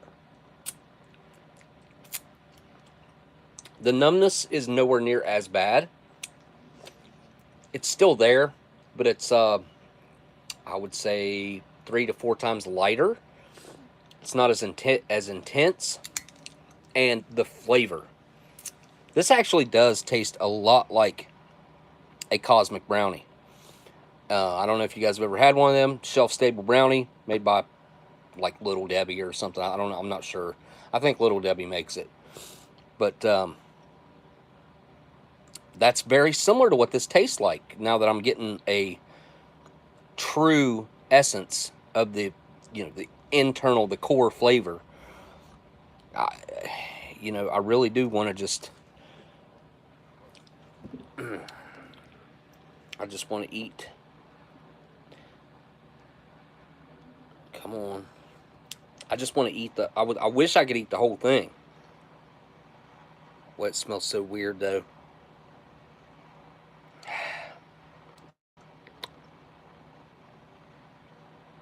This smells a lot better than that little piece that I ate and the outside edge. Just smelling it on the outside, this smells better.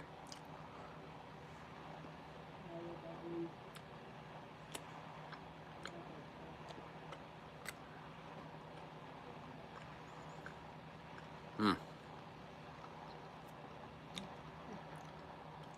Mmm.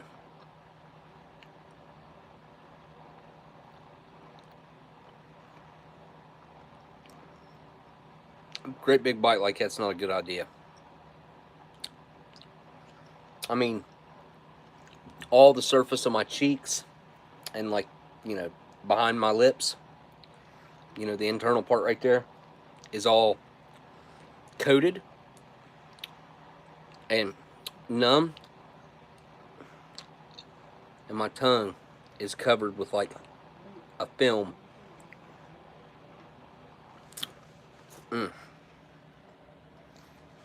All right, we're gonna go with the tea, with the curdled creamer, because of the lemon. I didn't even think about that lemon curdling the freaking. I didn't even think about it.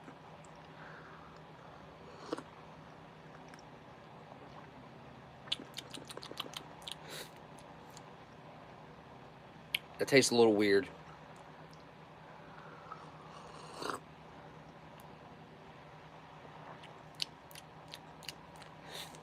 I can't place what that flavor is.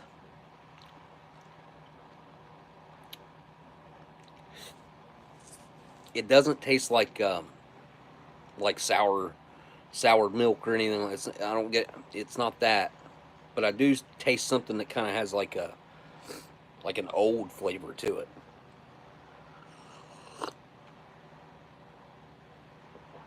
It's good though. The lemon, very strong, and that's why this curdled so bad. Is because there's so much lemon in this. It's got a really hefty twist of lemon in it. I mean, it just looks awful. Let me show you. Look at that. See where it like curdled and stuck to the cup? Huh. I mean, it does. It looks really bad. Look at this.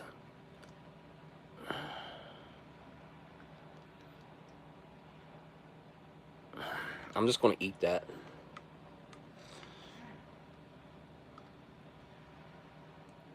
I ain't scared of it.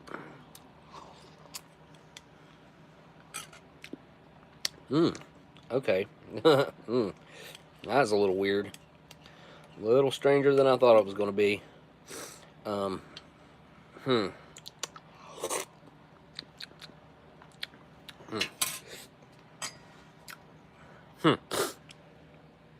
Oh, peaches. Totally forgot about the peaches. Alright. Well, give me a peach. Excuse me.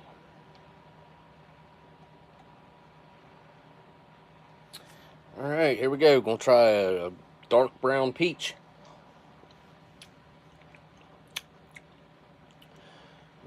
That was extremely soft.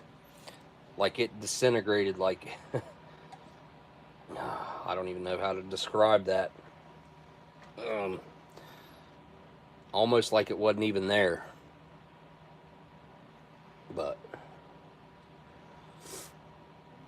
I believe that's going to be the way to go right there with that. Flavor-wise, though, it's not bad. Still has the proper peach flavor. Sweet, syrupy. The fruit just lost all of its integrity. I mean, it's just completely broken down, more or less. But it doesn't taste bad.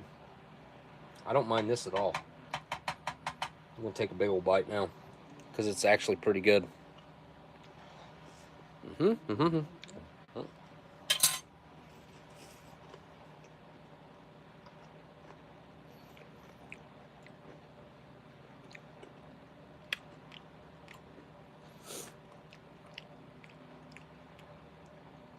Yeah, I don't mind that at all.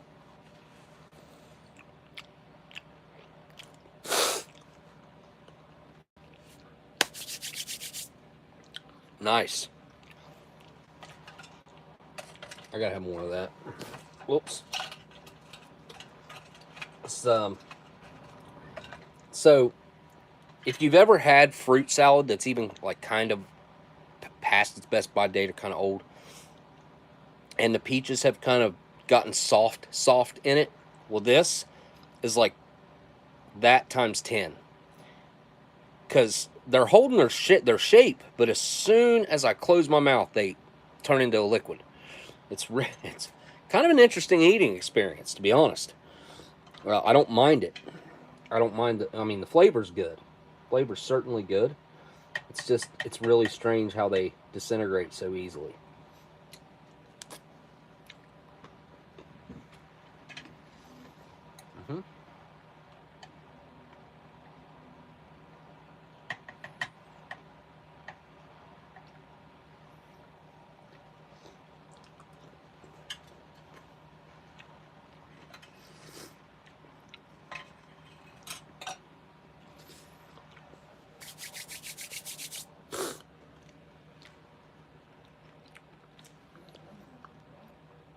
It's been a fun journey, an interesting journey through this menu.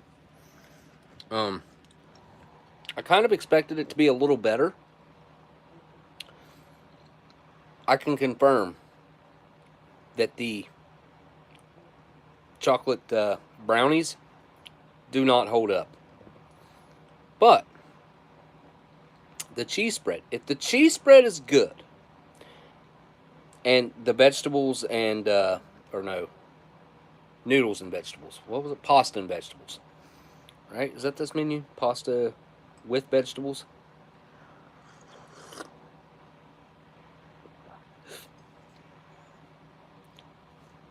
It held up as well as could be expected. I mean, the only degradation that really happened there was just from sitting in the pouch. I don't feel like there's any heat damage to anything here.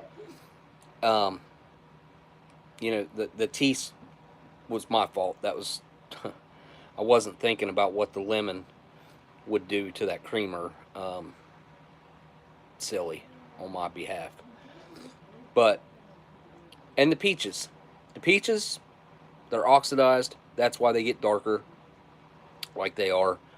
And then just sitting in the juices for so long, I'm going to assume I don't think you could find any almost 30-year-old peaches like that were still firm if they'd been sitting in their own juices like that. Well, their own juices plus sugar and I'm sure some sort of preservatives, because they shouldn't be edible. You know, peaches shouldn't be edible after 30 years, regardless of the packaging they're in, even if they were canned or, you know, canned in a jar or whatever. But they're quite pleasant, you know, other than them just disintegrating. But when that happens, it intensifies the peach flavor. and the peach flavor isn't off or weird or anything. The only thing that was not good in here was the freaking brownie. And you would think that the brownie would hold up. You'd think that'd be okay. Nope. They must have used a lot of butter, a lot of fat, a lot of lard, a lot of something like that in that for it to be as, I mean, it's bad. It's really bad. I thought I was going to get lucky. Maybe, that little bite that I took off the top where it was right next to the desiccant pack, maybe that, because it didn't seem to be quite as bad. But then I ate the rest that was underneath that, and it is bad. It's pretty bad. Took quite a few drinks and eating to get that out of my mouth. But it's out, so.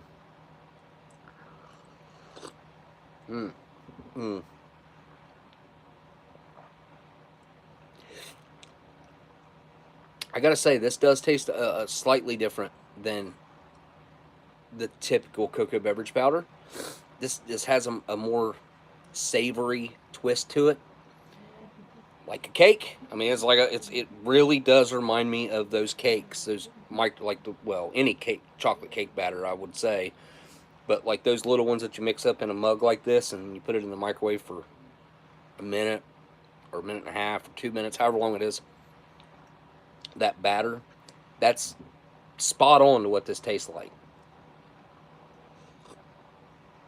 I'll bet you could just add a little bit of water to this, mix it up into a batter-like consistency, kind of a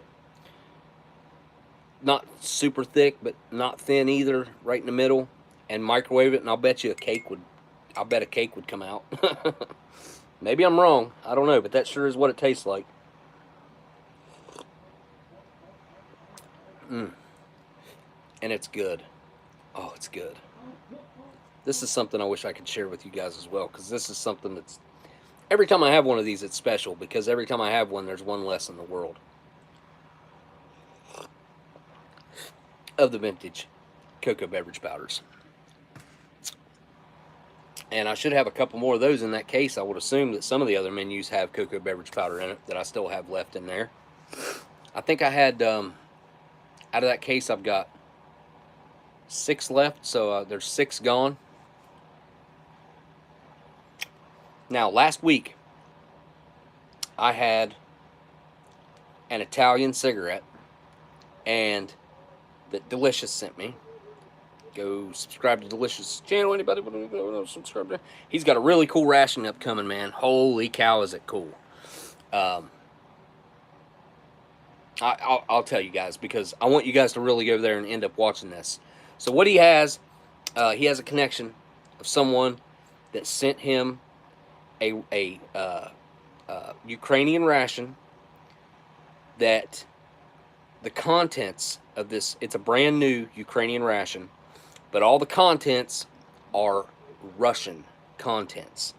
And he said he thinks, what I've seen of what he said is he assumes that it came from a captured food manufacturing place that the Ukrainians captured, and they're making Ukrainian rations with the Russian food that was already there. So really cool that he got his hands on one of them. Someone from the front line sent it. That's what he said. Sent it to him. So I'm telling you, you're going to want to keep an eye on Delicious channel and catch that and watch it. Don't forget to hit that thumbs up, guys, or down. Either way, I always forget to say it. It's way too late into this thing for anybody to really care.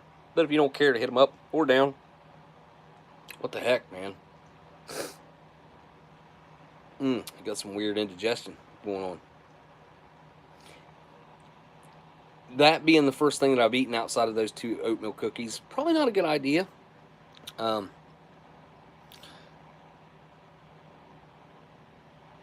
Ukrainians always seem to be taking the Russians' toys lately. It's funny. It's hard to really gauge what's really going on over there, because you hear one side, and obviously they're going to be saying that they're doing this, that, and the other. And then if you hear the other side, they're like, yeah, we're taking this, that. You get the same kind of story from both sides. Like, they're doing well, they're taking this, they're taking that. And reality is, it's probably pretty well set in the middle somewhere. I did see where they put that freaking nuclear plant in danger of melting down over there by taking out that dam. What the heck? I mean, that's just dumb. I mean, that's certainly the second or third time that a nuclear plant has been in high danger of something bad happening. Oh, Miss Marilyn, she has went back to work. She's doing better. I'm sure she's talked to you guys about it tonight. Was it last week? Last week I sent Miss Marilyn a t-shirt, fake bouquet flower thing, blanket, and bought her a meal from us and put that on the card and stuff. I am dizzy. Like, kind of bad. Sound like weird sugar or food rush. I don't know. That's kind of what it feels like.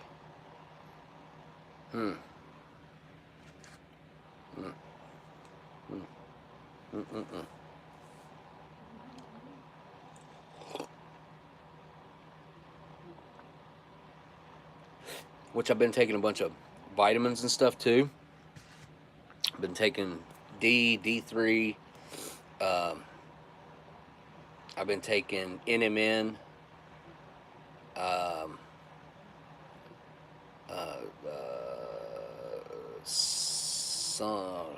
can't remember what the name of those other two are. Selenium. And then something else that's supposed to help like my skin, my nails, my hair grow more, something stupid like that. Been taking that. What else? Osteobiflex for my joints that are all screwed up now after my injury. But I've been doing squats and stuff too, with no weight, literally just doing as many squats as I can. But I am feeling a lot better. The more I don't eat any of these foods that are in my house. Almost all the foods in my house are bad. But the more I don't eat, the better I feel.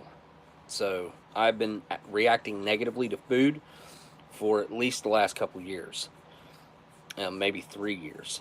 And I've tried dieting, just eating less, but still eating kind of the same things, and not being able to lose any weight that way.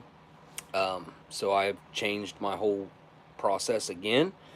And just within this last week, I feel completely different. I certainly have probably lost quite a few pounds. Yeah, James, I'm on that. That's I've got this weird head buzz thing going on right now. I wanted to have one of those Italian smokes, but it'd be a whole process to get them out of that big box, because I packed them all back up and put them back in there, and I should have left those Italian ones out, because I can't believe how good those things ended up being. I didn't expect them to be all that great, because they figured they'd be super dry, and you never know the quality of something like that from another country, especially when you get into the more vintage side of things. And Dan pointed out to me that he thought that Italian pack that opened last week had had the date 1990 on it somewhere. I still haven't checked that, but if Dan said it was on there, I'm sure it's on there. But you know what? I was just going to smoke. I'm going to smoke Pall Mall in honor of Tim sending me this amazing and intricate Pall Mall lighter.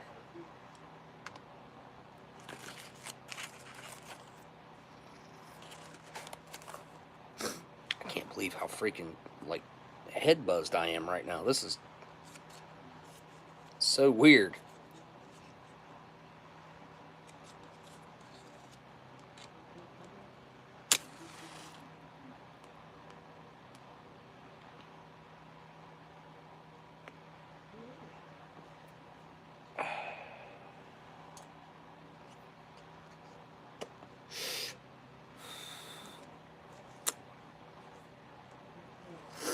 All right.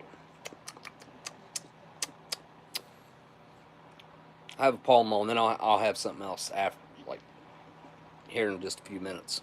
I'll chain smoke for you guys. I don't care. I'm trying to quit smoking too, but I haven't been successful in the whole quitting thing. I have slowed way down, but that's still not quitting.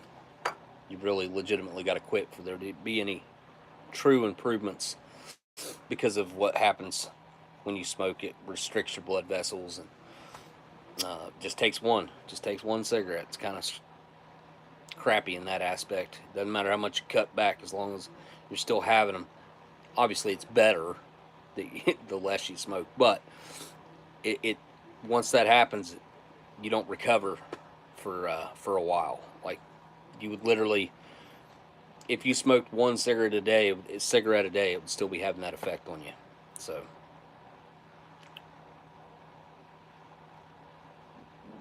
I hear that, Daniel.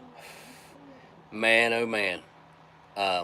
Since I've hit 40, I kept hearing people say, like, that age of 40, like, once you hit 40, it's almost impossible to lose weight and this and that. And I'm like, how much different could it be from when I'm 39, 38? Like, how much different could it be? Oh, it's different, all right. It's like, it's like literally flip the switch, and it's like, all right, you ain't losing no more weight. We're going to make you gain 20 pounds. You look at that pizza, you're gaining 5. I don't care. Like, that's what's happening. So now, literally, it's like, all right, so I can't eat it all. I'm not allowed to eat it all, because that's the only way that has been effective for me.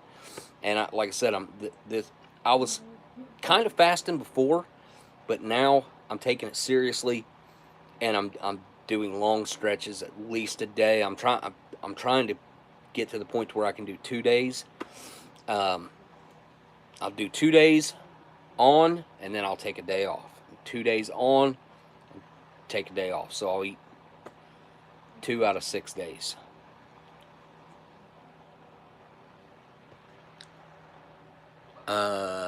Moderno. Is that the guy that came up with the PX90? Is that guy? Because I've watched him quite a few times.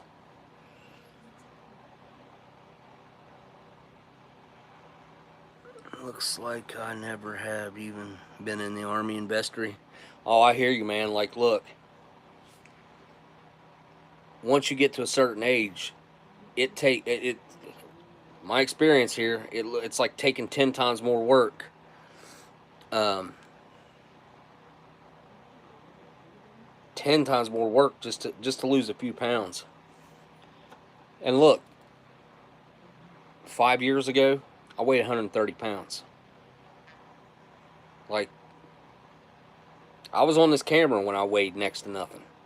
You go back and look at my videos back, like 2016, 17 era, right in there, 17, maybe even 18. I got down to weighing 130 pounds. I was wearing a 31 jean, 31 jean. Waist. I might even had 29s on at one point. I might have. Luckily, I still had all my jeans from high school. So I still had jeans that I could wear.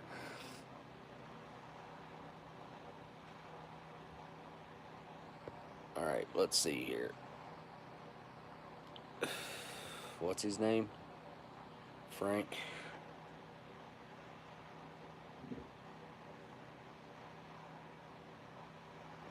M-E-D-E. Hey, what happened? R-A-N-O. He's an actor? Is that right? He's an actor? Let's see. Online trainer. Program designed for you. Jesus.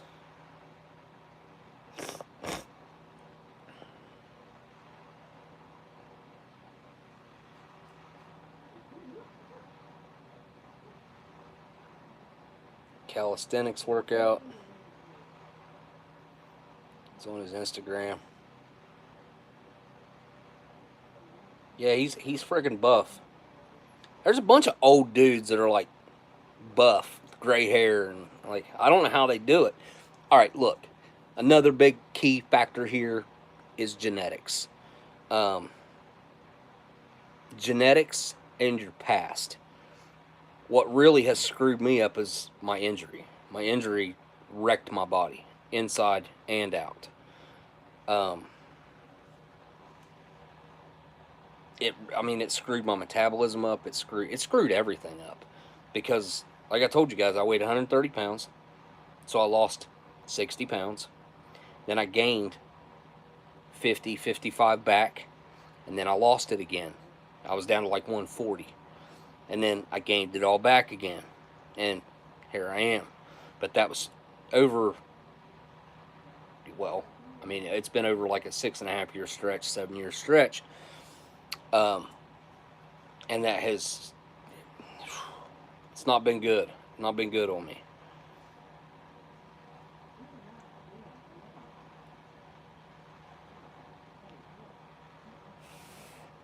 It's always these people that live in LA, or they live in California for sure, that look like this, because they're all obsessed with how they look. And here's something, I can't remember what it was that I was watching, but it was a good point that they made. And this happens.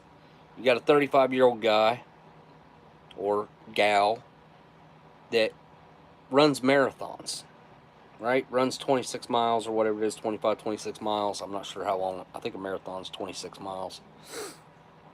And sometimes those people will just drop dead. But the point that they made was, you're doing cardio all the time, which getting your heart rate up and stuff, I don't feel like is a horrible thing for you.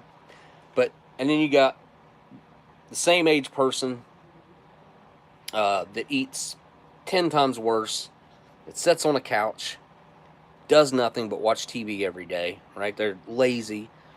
You got that person, then you got the person that runs marathons and works out 3 to 4 hours a day, right?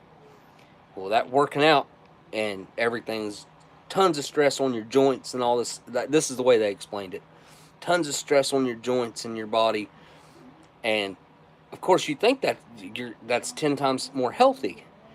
But then the guy that sits there on the couch, no stress. The guy's just chilling all the time. And the guy that's working out all the time is putting a ton of stress on his body. And many cases, not many, but some cases, it happens that person will pass away running a marathon or something crazy. So I think it's just, it just happens. Genetics, there's so many factors that factor into what you're going to be. You got to put work in. Everybody's got to put work in. Well, not everybody. There are some people that are just blessed with amazing genetics that are ripped up like Rambo from working at a cash register or something, Key points: live life while you can. Tomorrow's never a sure thing, and enjoy growing old. Not everybody gets to do it. That's a great point. Yeah, Dan, thank you for the super chat, and you couldn't be any more correct, obviously. I think that's a common sense thing that some people don't get, and then I also think that some people don't want to get it.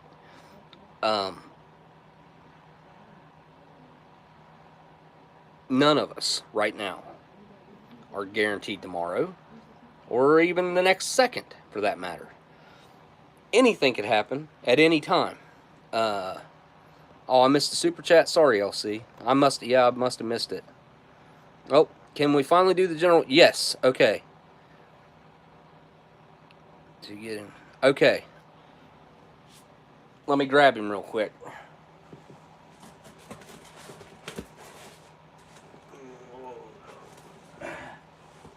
I keep him in the big box that you sent me because I don't want him getting messed up until I can get him into a case or something. We got to name the general.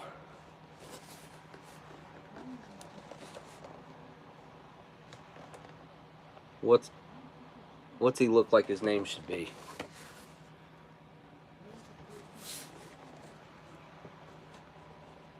Here, I'll set it right here for now, next to me. But yeah, man, you are totally correct, Dan. We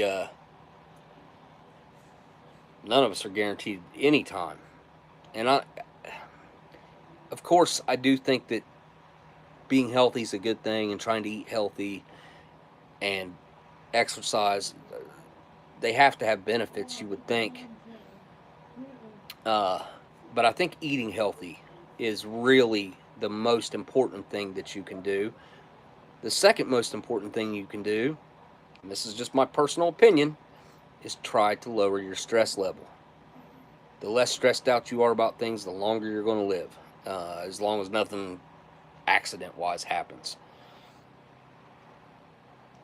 So, with the general ideas were, my grandpa served in World War II. Howard Russell Roush was his name. He was a marksman. He's a rifle guy. That's in there. And then we had my little dog Sebastian that passed away. Has it been a year? I don't know. Hang on. I thought this had a date on it.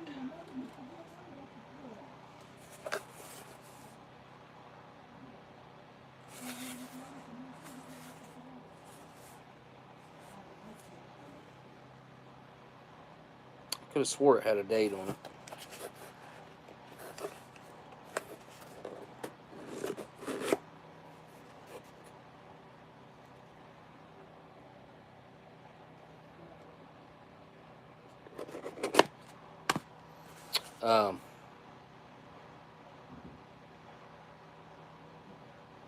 I can't remember what the date was.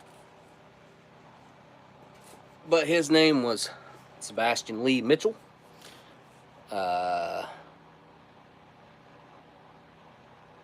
What else was we thinking? What parts that could factor into the name?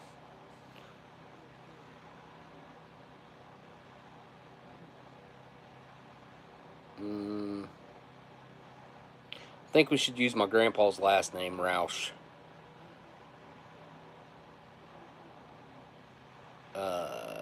Let's do...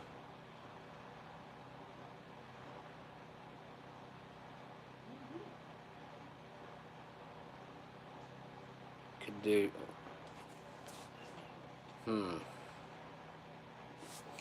Thinking. Hey, what's up, Germs?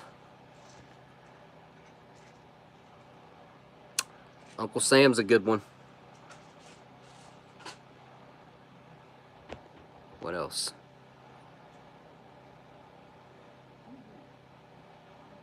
Oh, yeah, Dan, I'll bet your stress levels are pretty good. My stress levels for years, I didn't control my stress levels like I should have, or like I've learned how to, and I let stress control... I let it overtake me, I guess, too much. All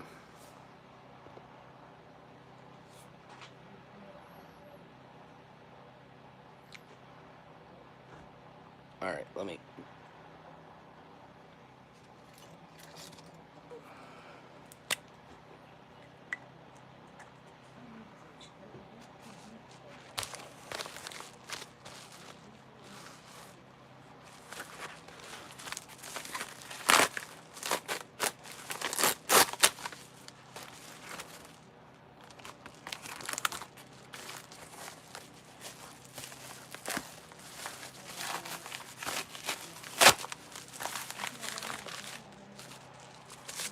Here we go.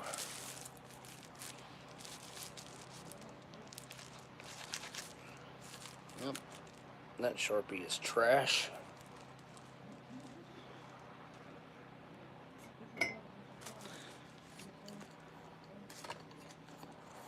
Let's see if this one will write.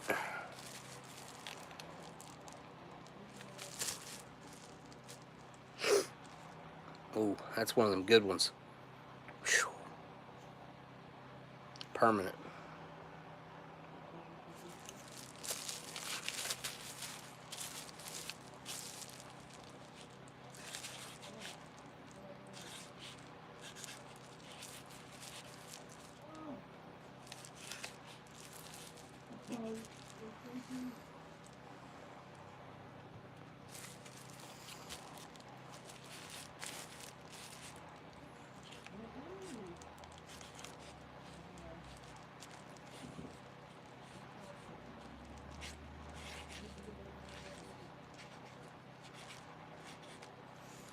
That's going to be it right there.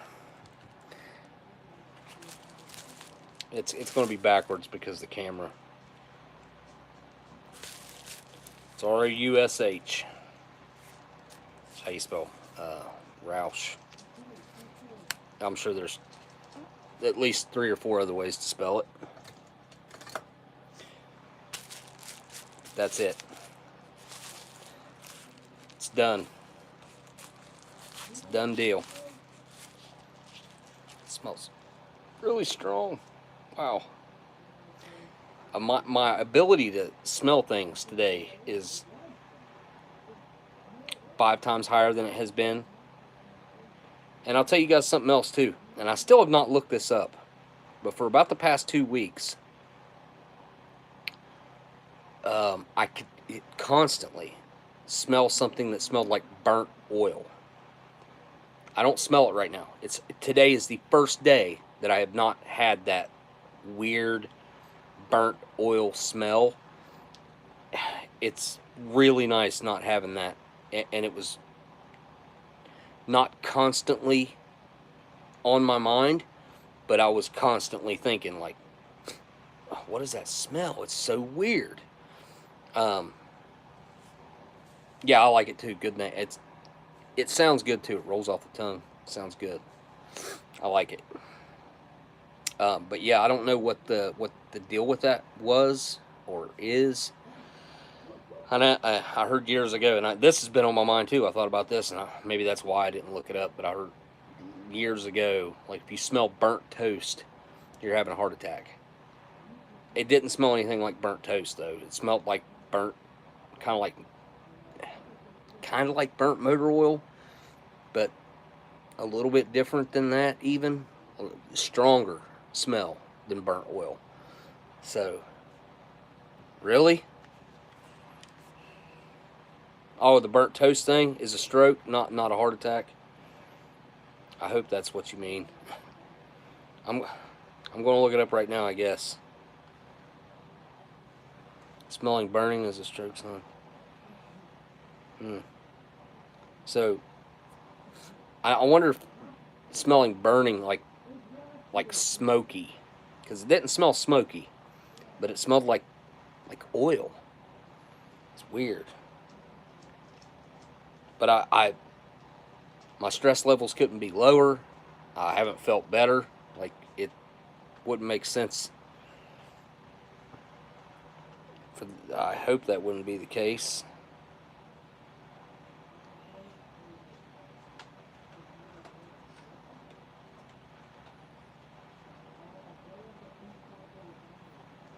Huh. What do you think the first thing that popped up was? It's not going to be what you think. Sure wasn't what I thought.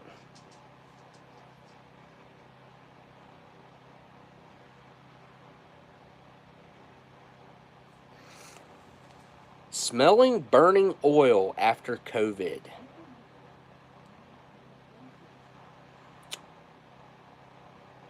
Distorted and phantom smells. Phantasma,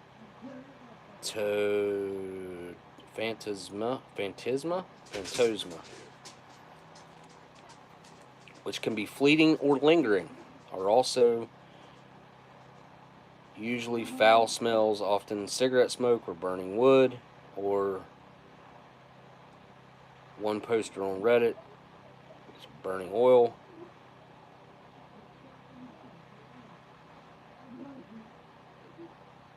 Huh.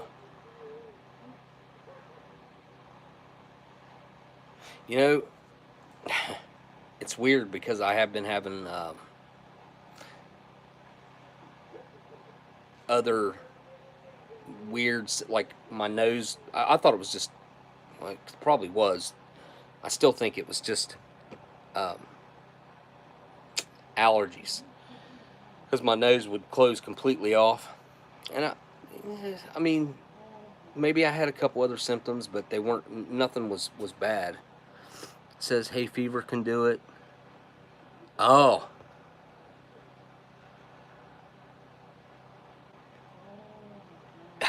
that's funny that you say that, Sean, because that's Amber.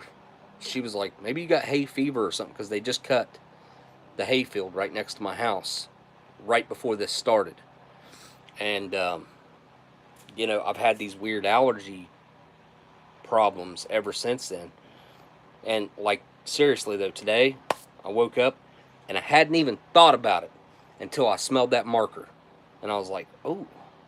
And then it made me think about, because it's been every day, like all day, every day. It's constantly there. I could ignore it most of the time, but I couldn't hardly taste anything.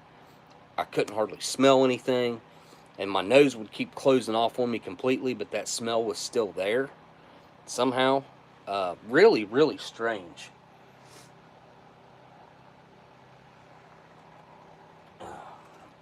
Camel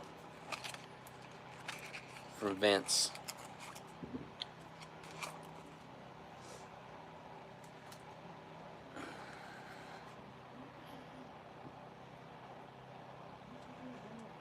We've had something else weird happen here.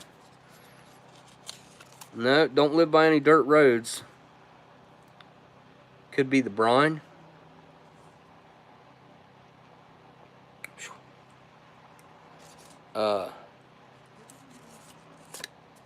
Brine from what?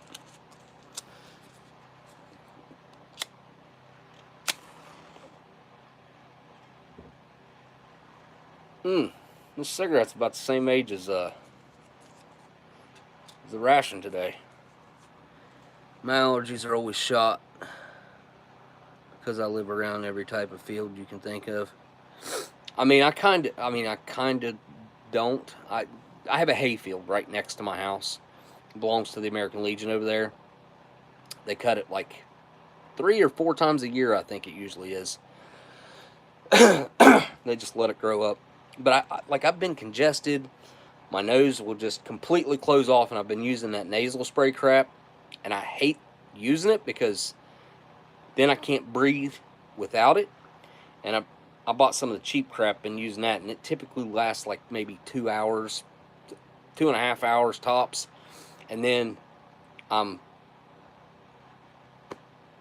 was I gonna say? The name brand stuff, like, it actually works 6 to 8 hours. It lasts a lot longer than that cheap crap that I bought. I happen to have some that I bought a long time ago. I never used it, and I ran out of my Afrin, the name brand stuff, and I was like, oh, I'll just use this stuff because I need something, because I can't breathe. Yeah, but it's so strange that smell just went away today. So, yeah, it's nice. Like, now I'm realizing that it's not there. I didn't know if this was something that was going to stick with me forever, or what the deal was with that. And then I had been, like, kind of congested up in my chest too, and it kind of went away too. So I don't know. It's good stuff though. Good stuff that it went away and all that. How have you guys been? That's a good question. I haven't talked to Sean in a long time. My physical prescribed me a med called Rupall, Rupal, maybe. Not RuPaul, like the, yeah, not, surely not pronounced like that, right? Maybe.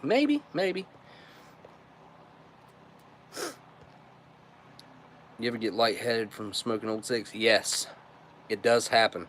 I tried some, and I swear I was almost drunk. it last week, whenever I had, or was that last week? It was kind of a little over a week ago.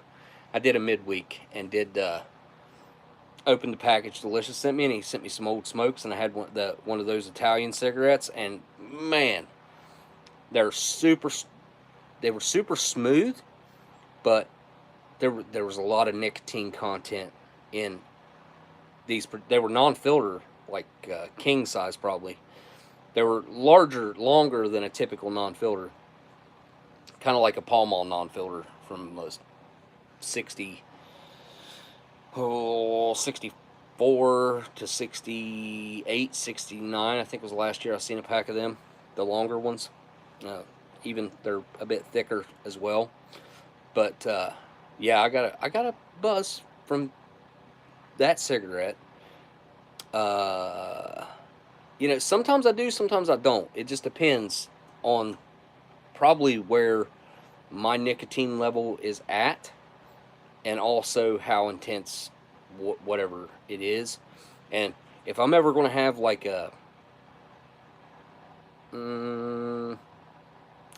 anything older than like 1965, I try to go a good while without having a cigarette so that I really get that full essence of it. And then yeah, usually even me being a smoker the way I have been for so long, I still get lightheaded and sometimes like a little bit of numbing of my lips and stuff. Like it can be a whole experience into itself.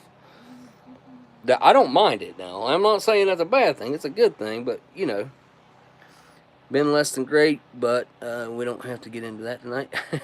Oh,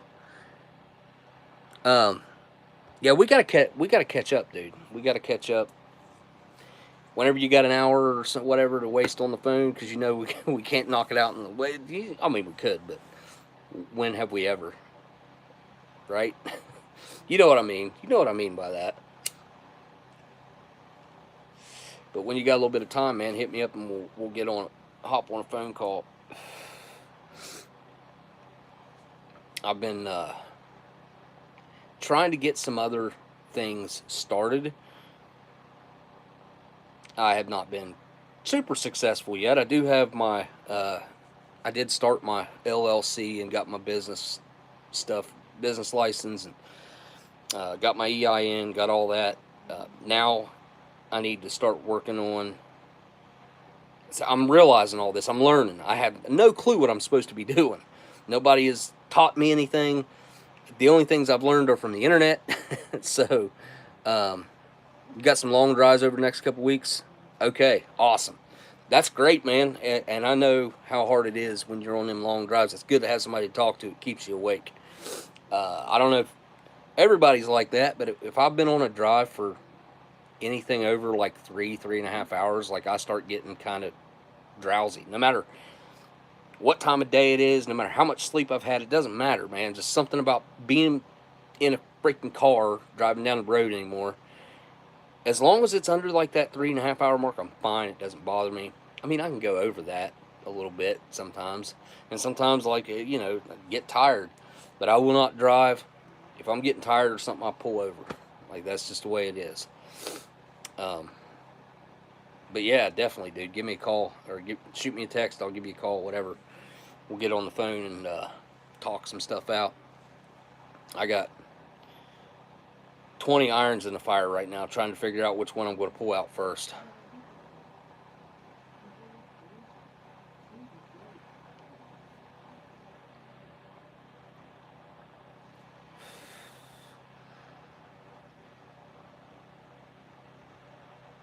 Oh yeah, Daniel. Man, see, it's good to have somebody like that. That when you're on a long drive like that, you can just give them a call and help you stay awake. Oh yeah, you're gonna be on the road a bunch too. I assume you're driving, or are you flying? Are you driving or flying, History Savior?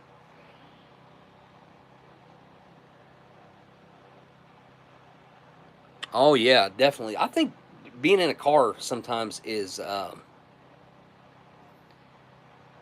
more exhausting than like running. like legitimately running. Apparently upgrading my phone made my autocorrect just as obnoxious. I was hoping it would solve the X-rated autocorrect. I'll tell you what, man, I read something just before this. What was I reading? Dang it. I was reading something, and I read it completely, fully the way it was written out, and I was like, well, that's weird. And Amber was like, that had to be an autocorrect thing, and it was something. I mean, it wasn't like a cuss word or anything, but it was something explicit that went. It didn't fit there, and she figured it was just some sort of weird autocorrect. I try to read everything back because I've sent some weird messages over the years with autocorrect doing its thing, or left a comment that I didn't fully read out, or maybe I even did read it and it didn't, because when you type something out like that, you know what you're trying to say, so in your head you know exactly what it's supposed to be, and then you read it back and it still sounds the way it did in your head and you miss it. So that's happened to me. I'm just like everybody else. I mean, everybody has those slips. It's not intentional, it just happens. Getting ready to do a 2-week tour filming for the channel. Driving from Alabama. You're driving all the way to New York. Hitting about 20 sites, so it's going to be a long haul. What are you driving? Are you like taking a camper or a camper or like an RV or something? 20 stops. That's. I mean, I guess you could hit hotels if you didn't spend too much time at each stop. Maybe, or well, 2 weeks. You should be all right. I've been wanting to get an RV and take my parents out west. I don't know if they can even do it now though. So even from the time that I could have done it and I wanted to do it, I don't know if they really could have done it. I mean, my stepdad's got the portable oxygen machine thing now, but still, I don't know.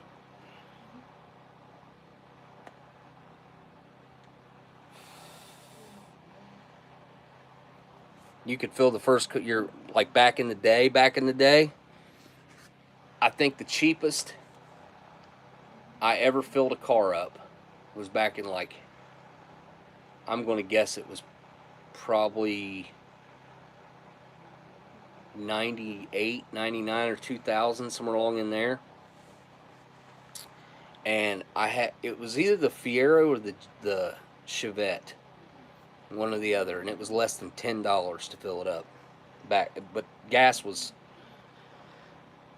$1.19 a gallon, maybe. I know I got gas for under $1 a gallon.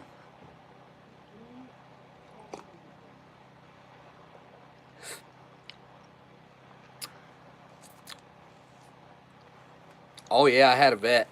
Yeah, buddy. It was my first car, actually. It was a 1987 red 4-door with 87,000 original miles. Had gray interior. First day I got my driver's license. Literally, the first day that I was legal to drive, I had a buddy that weighed about, well, the only way they could weigh him was to put him on a truck scale. Like, that's how big he was. Things were substantially different back then, but I think the biggest scale around that we knew of went up to 350 or 400. Might have went to 400 at the doctor. I can't remember, but he was well over that. He weighed like 500 pounds. He was in the passenger seat of my Chevette, and I used to live down the road, down past Mason, a lot closer to where the Mothman thing is, and we were going out this gravel road to the strip mines. It's a rear-wheel drive. I'm going out through there, and I started fishtailing it. I made it about 7 minutes from my house, 1.5 miles, 2 miles from my house, and slid that car off the side of the road, over a hillside into a ditch, and it was sitting there with both the rear wheels up off the ground, And if it wasn't for him being in the passenger seat, the car probably would have rolled. Like, he was where he weighed so much, and it kind of settled. He kept the car from rolling over on its side. So I'm freaking out. We get out, and I have him, because he used to be able to lift. He would like lean down on the back of the bumper. This is before I got my driver's license, when the car was just sitting in my driveway and I hadn't driven it yet. But he could pick up the rear end of that car and get the wheels up off the ground, and I get in it and get them rolling real, just gun it, and he'd let it down real slow and it'd smoke the tires off. But that was the only way it could do it. So anyway, I had him jumping up and down. I opened the hatch, and I had him jumping up and down on the back of the car, getting the wheels to touch the ground. And I was trying to back it up out of that little hill and ditch, and we ended up bending that car. Trunk wouldn't close after that, so I ended up having to jack it up on that opposite side, and had him lifting on it, and kind of twisted it back to where it lined up, not the way it originally did, but it lined up good enough. That was the first car that I owned. The second car that I owned was a Camaro. It was a 1991. Had the Heritage Edition wheels on it, which they started making those in 91. They looked like the Heritage Edition was a 92 25th anniversary thing, but they started making them in 91. So mine was a 91. Red T-tops. Loved that car. I've still been looking for a car to replace that one with. Got rid of it back when I had kids, and didn't get another muscle car, sports car, until I got this Challenger out here. And I've been pretty active with it. I've been going to a lot of local cruise-ins and car shows and stuff like that. I went to a couple weeks ago. Heck, got a pretty decent little trophy. Yeah. I got my car up for sale right now. I've been throwing a for sale sign up in it. Anybody wants it? It's a rare car. It's a rare color, rare car. They're not going to make them anymore. But I'm ready to move on to something bigger and better. And if I don't end up selling it, I'm fine with that. I don't need to sell it. I don't have to sell it. If somebody wants to buy it, that's fine. I'll sell it, and I'll find myself my next dream car or whatever. I'll find my next daily driver is what I'll find. I ain't gonna, whatever it is. I don't want it to be so nice that I can't go out and drive it daily. Winters can get bad around here. That's the one thing that kind of, I always planned on keeping my Cobalt. I've got a 2010 Chevy Cobalt. It's a LT, leather loaded. It's got every option that they came with that year that you could get on that year. It's got the Bluetooth, which is kind of a rare option that year. It's got, which I've never been able to use it. I know it works, but it doesn't work the way, it's complicated or something. I don't know. It's just weird. It's got leather seats, leather heated seats, 17-inch wheels. It's got it's a good looking car. Ground effects. It's a nice spoiler, sunroof. What else? Anyway, I planned on keeping that as like the car that I would drive in the winter, and on a longer trip that I needed to save gas or something. If I had to go on a long trip, I would drive that car. And not long after I got the Challenger, it had to be right after, my son hit a deer with the car. Knocked both the headlights out, cracked the front bumper and ground effects, and smashed the hood. I straightened everything out the best I could with what I had, because I didn't have any. I mean, it was bad enough that you couldn't really. There's nothing you could really do to fix it. So I just straightened it out the best I could. Put new headlights in it. Straightened up the front grille and the bumper best I could. It's still got a crack down at the bottom that I need to glue back together. And he drives it like that now. That's what he drives. It needs tires on it, because he drove it with it being knocked out of alignment after he hit that deer for like 6 months, and maybe longer. Might have been like, I don't know how long it was, but I noticed that the front tires were going bald on the outside, and I was like, what the heck is going on? And then I drove it, and oh my God, was it dangerous. Extremely. Saab 900S, current car, antique. What year is the Saab? What year's the Saab? What does it got to be? 20 or 25 years old to be an antique? I can't remember. It seems like, I think it's 25 it's got to be an antique, right? I'm not sure. I used to know this. It's a 98. Oh, it'd be an antique this year then. Yeah. Yeah. Well, technically, or typically, like if it's a 98, it was probably released in 97. Well, I mean, there's a 6-month overlap there. It's usually from June to June. So usually like the 98s came out in June of 97 and ran until June of 98, and then they switched over. That's the way most, now with Saab, I don't know. I mean, it just depends.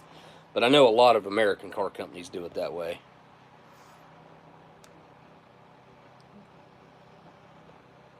Saab and Volvo are some really finely built machines. Saabs were until GM took them over and ran the quality down in the 2000s. Yeah, you don't see very many Saabs anymore. Back in like the, well, I mean, let's late 80s, early, well, all the way up until like the early 2000s. You know, when those last models were still kind of new. You used to see them a lot. And, you know, you don't hardly ever see a Saab anymore.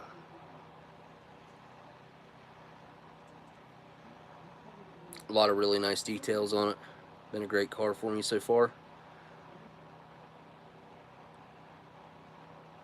Yeah, I know, right? You never see them anymore. And usually, I'll point this out. Usually, after you get a vehicle that's new to you, whatever it is, doesn't matter. Just as long as it's new to you, you start seeing them everywhere. You're like, oh look, there's a car like mine. Oh look, there's another one like mine. Or look, same model or same make, whatever. Look there. Because after I've gotten my car now, there's been like, I would say at least 10 new Challengers that people have bought around here. Not brand new, but they're similar to mine, year-wise or whatever. A 15 up, same body style and stuff. I've seen, I just saw another one while I was at the muffler shop the other day because my mufflers are bad. I ordered mufflers on eBay the 24th of March, and I could tell it seemed like it was like a kid that I ordered them off of. It was an auction. I won the auction for $200 and $75 shipping for 2 mufflers for my car. Honestly, it more or less just a fair price. It wasn't a good deal because after I bought those, there were a set of mufflers came up for $110 shipped. I could have bought the 2 mufflers for $110 shipped, and I just paid almost 3 times that. But anyways, it like the next day the kid hits me up and it's like, I can't find shipping for anything less than $150. I'm like, to ship 2 mufflers? That doesn't make any sense. Like, I have cases MREs shipped to me all the time, dude. And when I have cases MREs shipped to me, I can have 2 cases MREs, which is like 40-some pounds, shipped to you. And that's big, you know. It's going to be like that tall, that wide, and like that thick. I'm like, there, you know, you're going to have to shop around if you don't want to. And I was cool about it. I was like, man, you know, just shop around, find somewhere else, some other way to ship them. That's fine, whatever. So like a week goes by, you don't get a hold of me. And finally, I'm like, all right, something's up. So I messaged him, like, hey, dude, you going to ship that stuff out or what? Because he told me he was going to ship it by that Friday after I bought it. That didn't happen. Weekend went by. Next week, and I'm like, hey, are you going to ship those or what? And he's like, I can't find anywhere to ship them any cheaper than $115. And I'm like, okay, then ship them. You know, you're going to have to eat that cost. You're the one that sold them at that, not me. You're the one that put the price on there for the shipping, not me. It's not my fault you didn't do any research on what it was going to cost you to ship them before you listed them. I don't know, he ticked me off. And my car sounds like crap because one of the baffles came loose inside one of my mufflers. And anyway, earlier today, he had sent me a message yesterday saying that, asking me if I wanted a refund or if I wanted to pay the difference. If I wanted to pay an extra $40 to have them shipped to me. And I'm like, dude, no, I'm not paying you extra money. I've already waited almost 3 weeks. My car has sounded like crap the whole time. I've missed out on two different sets of mufflers that I could have bought considerably cheaper than the ones that I got off of him, or that I was going to get off of him. And I told him, I'm like, dude, you just need to eat that cost and ship it. Honor your word. That's what this is. This was a contract that we had between each other. I made a purchase off of you. I paid you immediately. You need to ship. And right after I sent that message, I got a refund. So my total, I had $290 in it, and he refunded my money. So I went directly onto eBay as soon as I saw that and left him an honest negative feedback. So basically saying exactly what I just told you guys.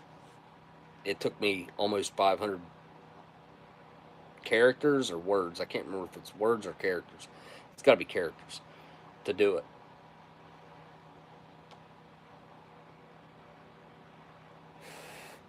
Had a similar experience with MREs. I mean, these people that list these things, I don't know what they're thinking. First of all, like, do your research before you list anything on eBay. That's common sense. Put a price on it to where it's not going to cost you money. In no way, shape, or form. I don't feel like anybody should get screwed over who's providing a service or selling something that you want.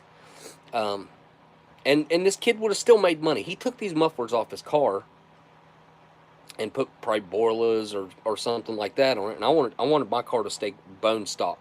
I don't want to change anything on it. And that's what I'm saying. I thought 3 weeks. I thought I was very patient. It wasn't quite 3 weeks, was it? Or it was close. From the 24th. I purchased them on the 24th, and today's the 11th. So 11 plus, call it 7 days there. So 18 days, right? About 18 days. 18, I don't know, something like that. But yeah, I thought he earned the negative feedback. I didn't feel like I was extremely understanding and extremely reasonable. But at the same time, like, I kind of felt like by that point he owed me the exhaust. Like, dude, I've been as cool about this as I possibly could have been. Tried to be understanding. I told him, I'm like, dude, if you go to UPS or something, get your box size down as small as you can get it. And you go to UPS, they couldn't have weighed no more than maybe right around 20 pounds. They're not heavy. The mufflers are only about that big around. They're quite small. They're actually, that's a pretty good representation right there. They're a little bit longer than this, like maybe about that much longer, but about that big around is how big the mufflers are. And then had a piece of pipe coming off the end of it, and had the original rectangle-ish shaped tailpipe or tips, which I don't need those. I've got mine are fine, and it had the hangers on it. And the reason that I bought the one that I bought off of this kid, and the reason I paid that extra money, is so it would save me money on installation, because that one could be bolted directly in. It was taken off at the flange and unbolted. It wasn't cut and would have to be welded back in. Nope. It was just unbolted and taken off at the first connecting point. So I was going to save, I don't know, about $100 on installation, probably, roughly, I'm going to guess. But no, he couldn't do it. And I will say, the other ones that I missed out on, that one set, it was just for the mufflers and tips, and it was $110 shipped, which is considerably cheaper, and I missed out on those.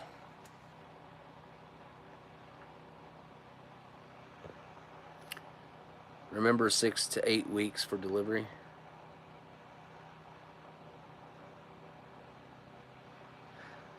Three business days. I mean, it depends on what it is.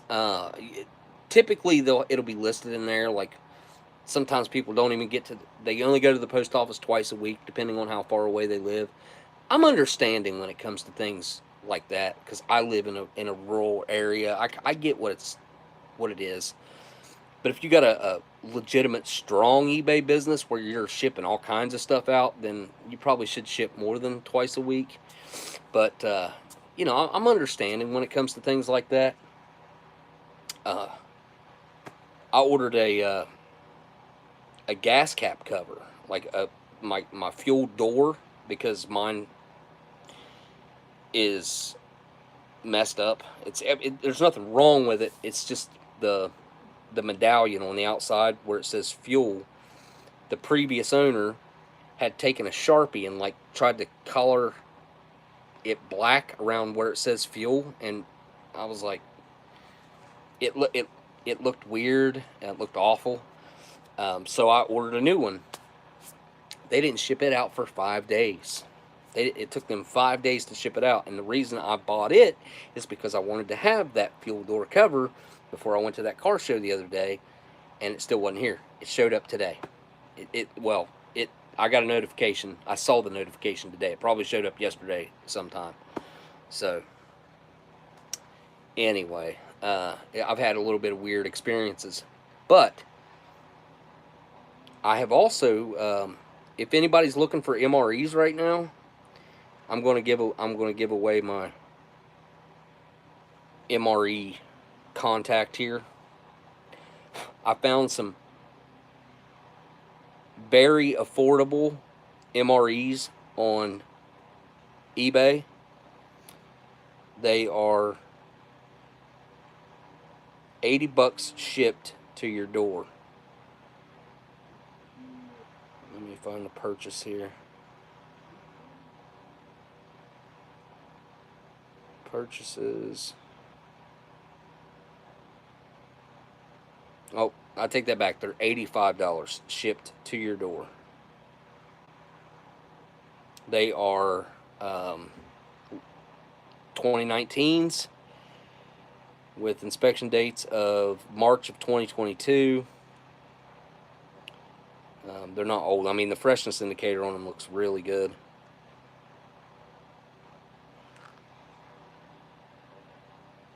As you can see right there. For these days, $85 is it's the best deal I could find.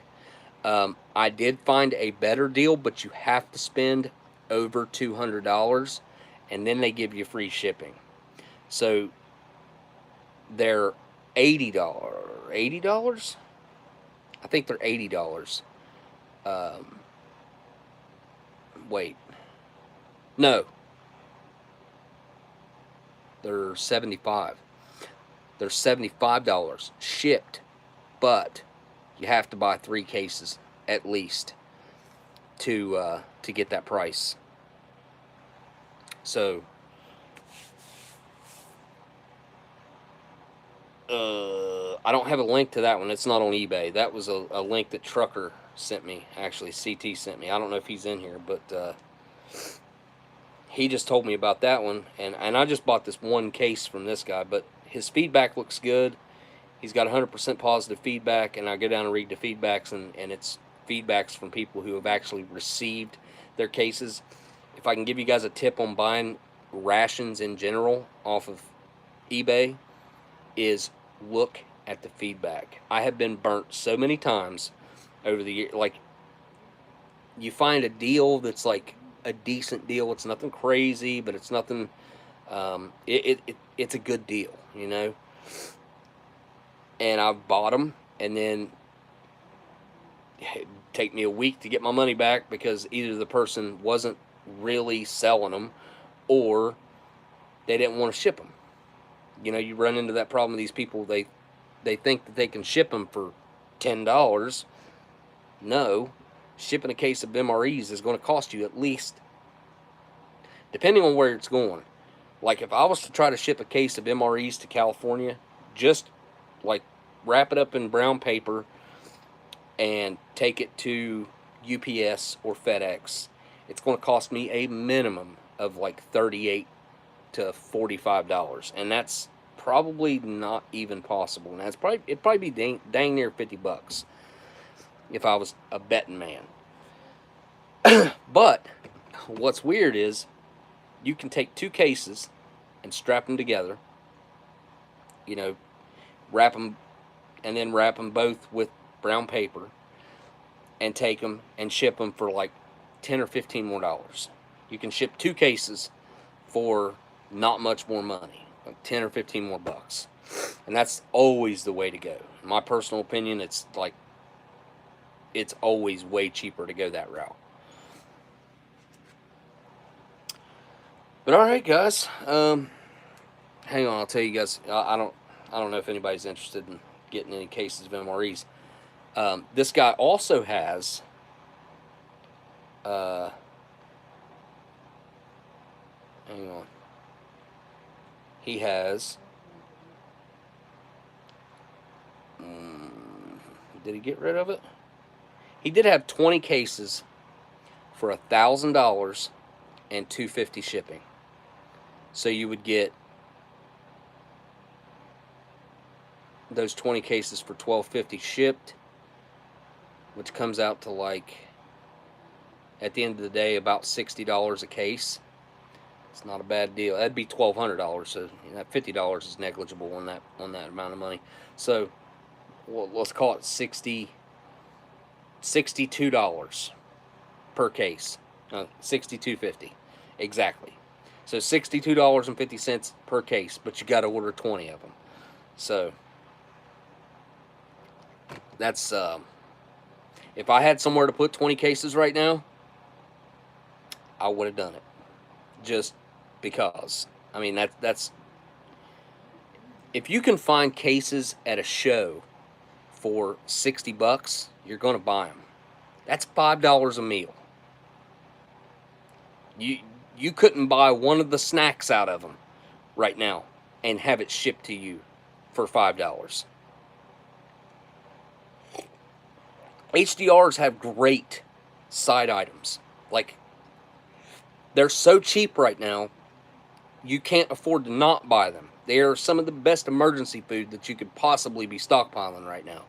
So I don't blame you, dude. Like, I bought a bunch whenever I first seen them. So I probably paid more than I should have. But they were so fresh, I was like, this is unreal. I can't even believe that these are, like, available. Because they were 2020s, and I bought them right? They were, no, I got 2021s. So they were 2021s, and I bought them, like, I'm going to say late 2021, early 2022, something like that. I, I, I was shocked at how fresh they were. Like, it was unbelievable.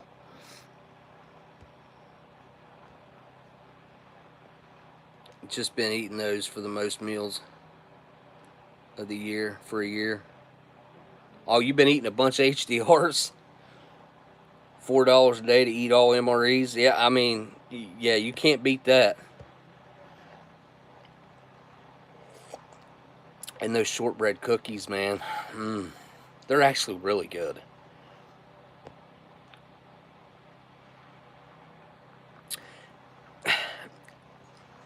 Daniel, I wonder why they get away with charging more to ship to Alaska, because, I mean, I feel like the USPS should eat that cost, because that's one of our states. Same with Hawaii, too, man. Like, we should be able to ship to Hawaii at a fair price, but they just will not allow it.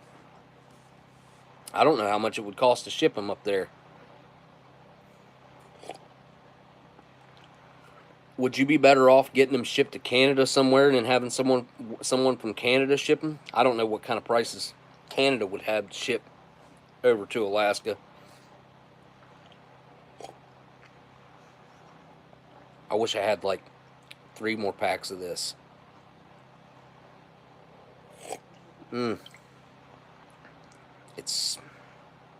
This is like a meal in a drink.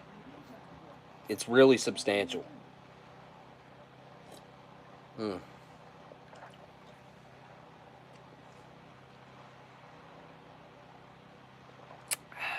Wanted to savor that last drink. All right. Well, General got a name. Yeah. The gun shows used to be a guaranteed place to pick up good deals on MREs. Nowadays, you're going to pay. I've seen like $100 cases at gun shows. Like, what? What? Dude, no. You can't be doing that. I can get them shipped to me way cheaper than that. Like, unless they were 2023s, anytime in 2023, I would pay $100 a case for some 2023s. I would buy a case or two, because that's still a ridiculous price. But and then you look at prices on individual meals on eBay. Like, people want $15 to $20 for an MRE, a single, or they'll do like a 3-pack for, I don't know what, sometimes like $45-50, and then they want shipping on top of that, which is usually like medium flat rate, like $17. I mean, it's out of hand. I saw 2 cases of Mill Cold Weathers yesterday, and they wanted $200 a case plus shipping.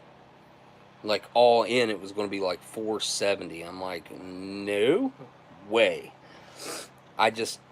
I'll never pay that. I don't care how high inflation is. I don't care.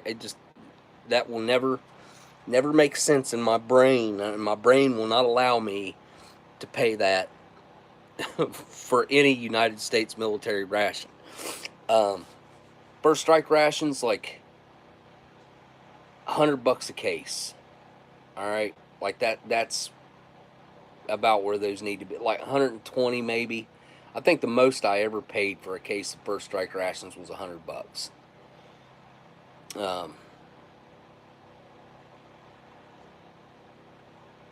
I need to find some of those.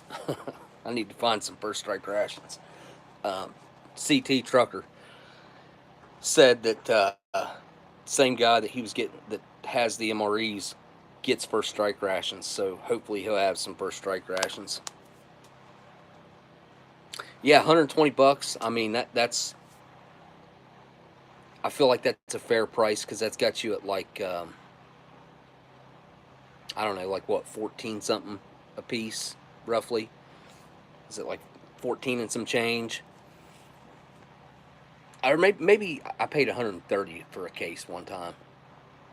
I might have paid $130, but that was shipping and all. Every couple of months they pop up. Yeah, I typically I don't go down the MRE search lane.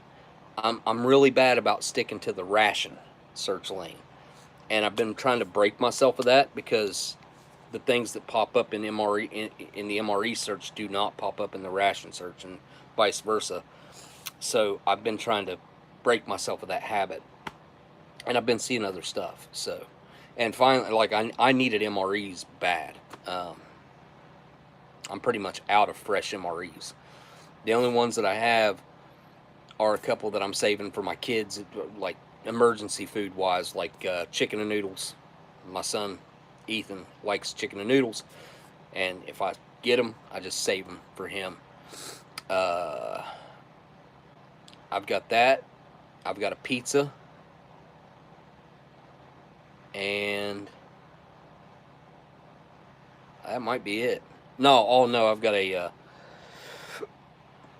a sausage gravy one for Amber. I've got those put up because that's the food I think that if something was to happen, that they would actually eat.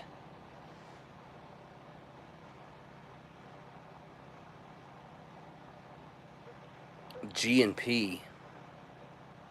Is that the ones? I don't know what G and P is.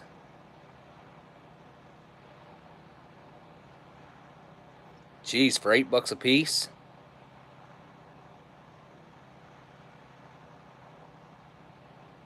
Oh yeah, they don't make the long, large, flat rate boxes anymore, Daniel.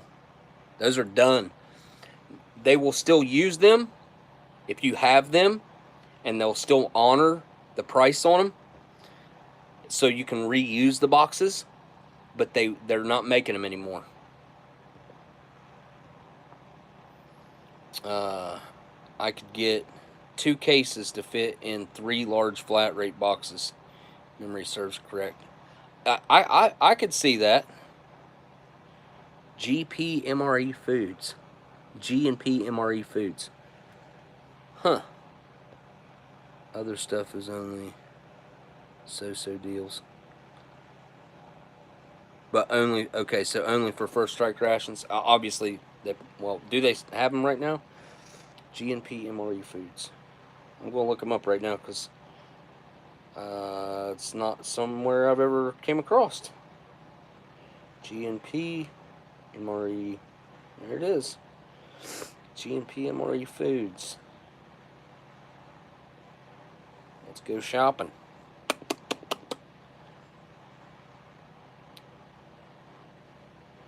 Okay, there's first strike rations. They want... Really? How much they charge them? Oh, they're out of stock. Let's go say how much they charge them for shipping.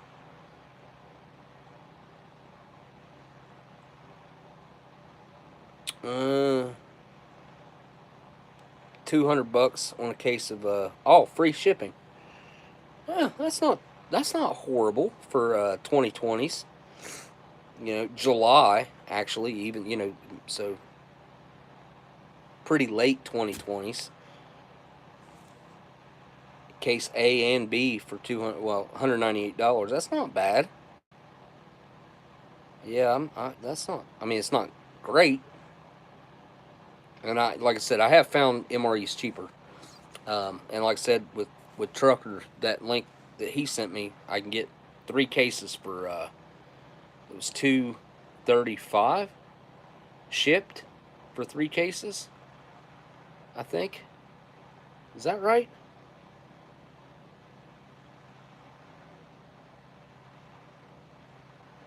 I think he said there were 75. No, so it wouldn't be that, would it?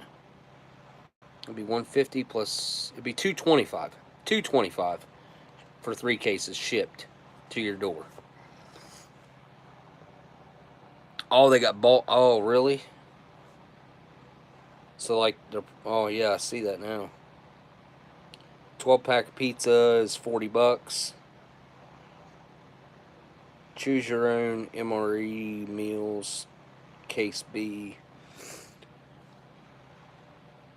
$12.99. And that's not free shipping. But they do have the beef wraps though.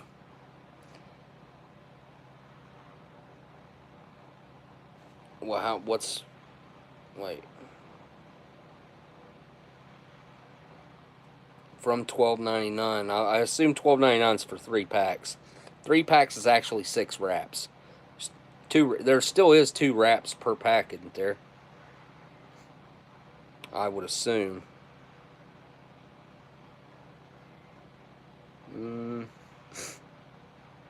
6 pack of pizza, $22.99. Cheese pizza, $12.99 for 3 of them. Looks like. Oh, I saw something yesterday that I have not seen yet. I don't know what it came out of, but it was a Bridgeford chocolate turnover. I think it was a turnover. It was chocolate. Bridgeford chocolate. I'm sure it was a chocolate turnover. Like I said, I don't know if it came out of like a Swiss or something. I don't know what it came out of. British? Really? Huh. No, it definitely wasn't British. Because it had like the language that was on it wasn't French. It did have French on it, but it also had something else. Like the main lettering and stuff, or the main like words on it were something I didn't immediately recognize. That's the first time I ever seen the chocolate one like that. That's got to be a brand new thing. That's got to be a brand new. I mean, like I said, I've never seen one before. When I say brand new, I mean like from 2021 up, I would say. Because you never know. Like some of that stuff, they put it in 2021 rations, but we're not seeing them until now. So, yeah, 2023, a couple years later. I know I want to try one.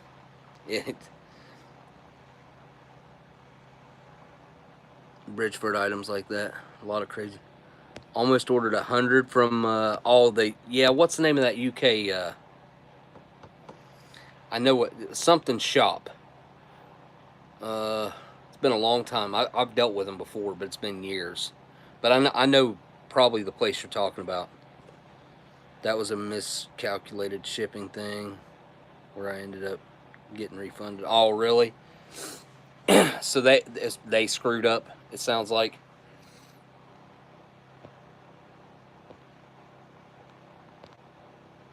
Yeah, back in the day, back when rations were a lot harder to get, that company over in Britain, they used to have, of course, all the British rations, and they would like cut the flag off of them.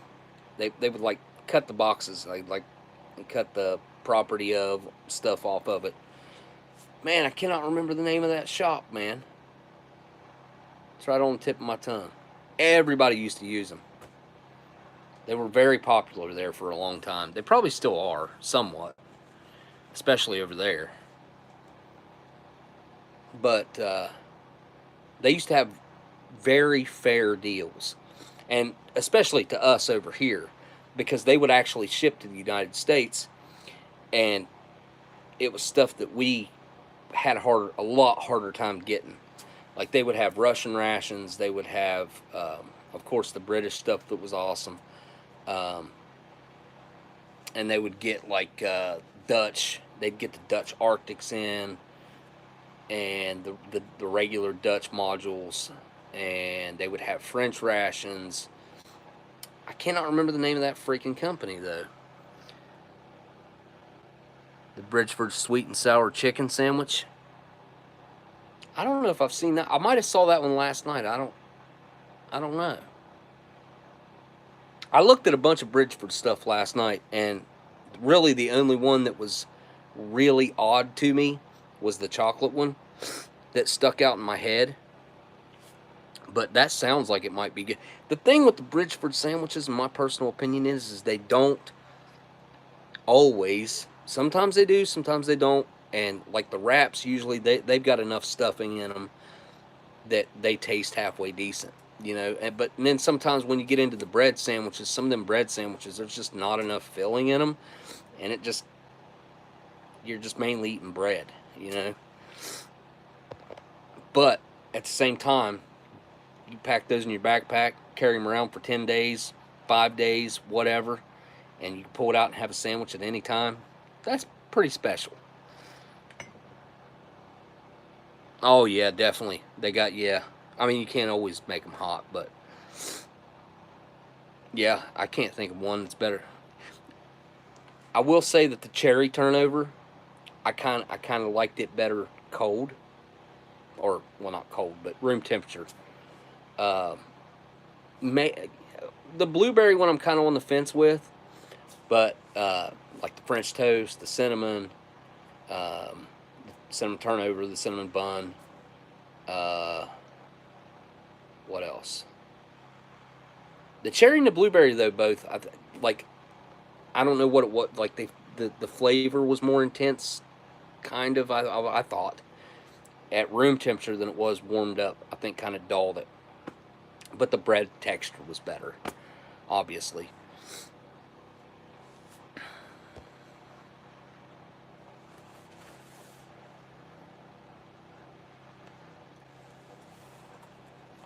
Place where you can get like the tube foods. Oh, that reminds me, Sean. I don't know what the heck is going on, but I highly recommend going on to eBay and looking at the Russian stuff that is on there right now, the survival kit stuff. Holy cow. They got like, it looks like they shut a museum down. That's what it looks like. They got like, I think I looked at 4 or 5 different kits that came out of MiG fighters. You know, like the ejection seat kits, the ones that were stuffed in the ejection seats. Um, there was another insane kit that was like, and this is an American setup and kit that came with the joystick out of the fighter, the helmet, the oxygen mask, all of the survival stuff, all of it, including a pack of Kent cigarettes. $1,200. $1,200. Like, I probably should have just bought it last night because, honestly, I bet the helmet's worth 800. It there's some really interesting stuff up right now, is what I'm trying to say. I'd highly recommend taking a look, because I hadn't looked in forever. I mean, it'd been months, and I pulled it up and started looking last night, and I was shocked at the stuff that I saw on there.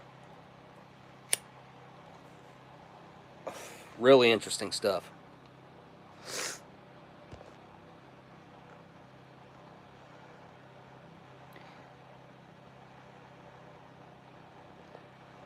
Um, I've still got those 2 tubes that Matt sent me from that he got while he was at Natick. I have got to do a very serious special review for those. And the only thing that really kind of bothers me about moving forward with it is I don't have the screw on tip and straw that makes it complete. And all I would need is one of those. They're orange. They're about that long.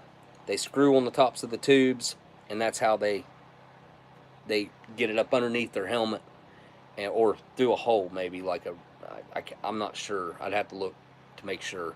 They either go up under or they go through a port with it. It's cool though. I can't remember which one I've got in there. But when him and Richmond went and filmed at Natick for Modern Marvels, he picked those 2 up and sent them to me, and that they deserve to be.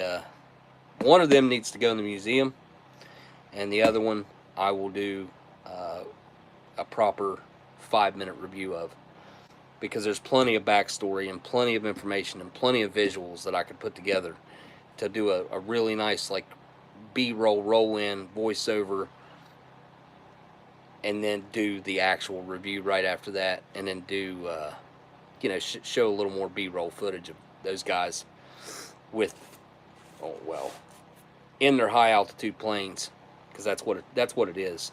It's more or less space food.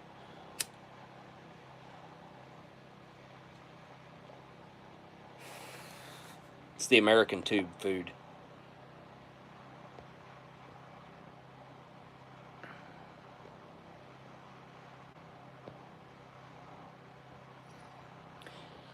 Okay, guys, I have pestered you long enough. Miss Marilyn, get well. You know, she went back to work, but she needs to rest more, and I hope she doesn't have any more problems or anything. Yeah,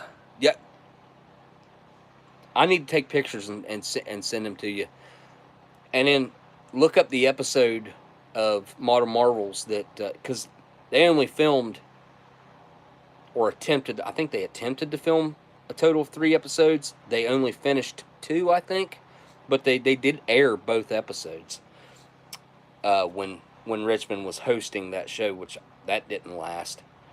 And then the Adam Eats the 80s, I guess that didn't make it either. So yeah, Sean's museum streams are good. All right, guys, I am going to get off of here. Huge thanks to my patrons. Appreciate you guys, everybody who's donated over there.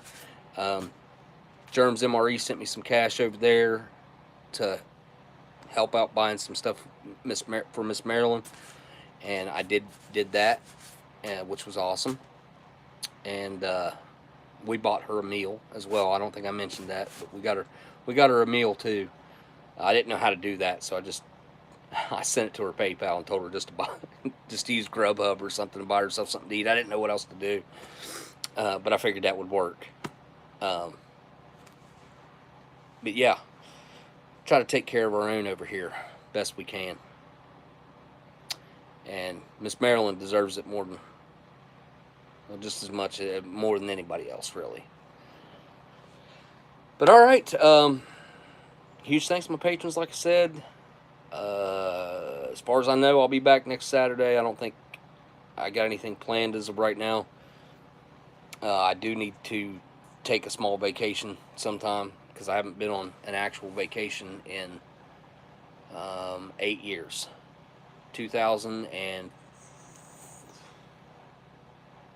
it was either 2014 or 15 was the last time I went on a legitimate vacation. That's pretty sad. Huh. Anyway, I got locked into that thought for a minute. I guess all I got left to do now is say thank you guys for watching, and I'll see you guys on the next live stream. Later.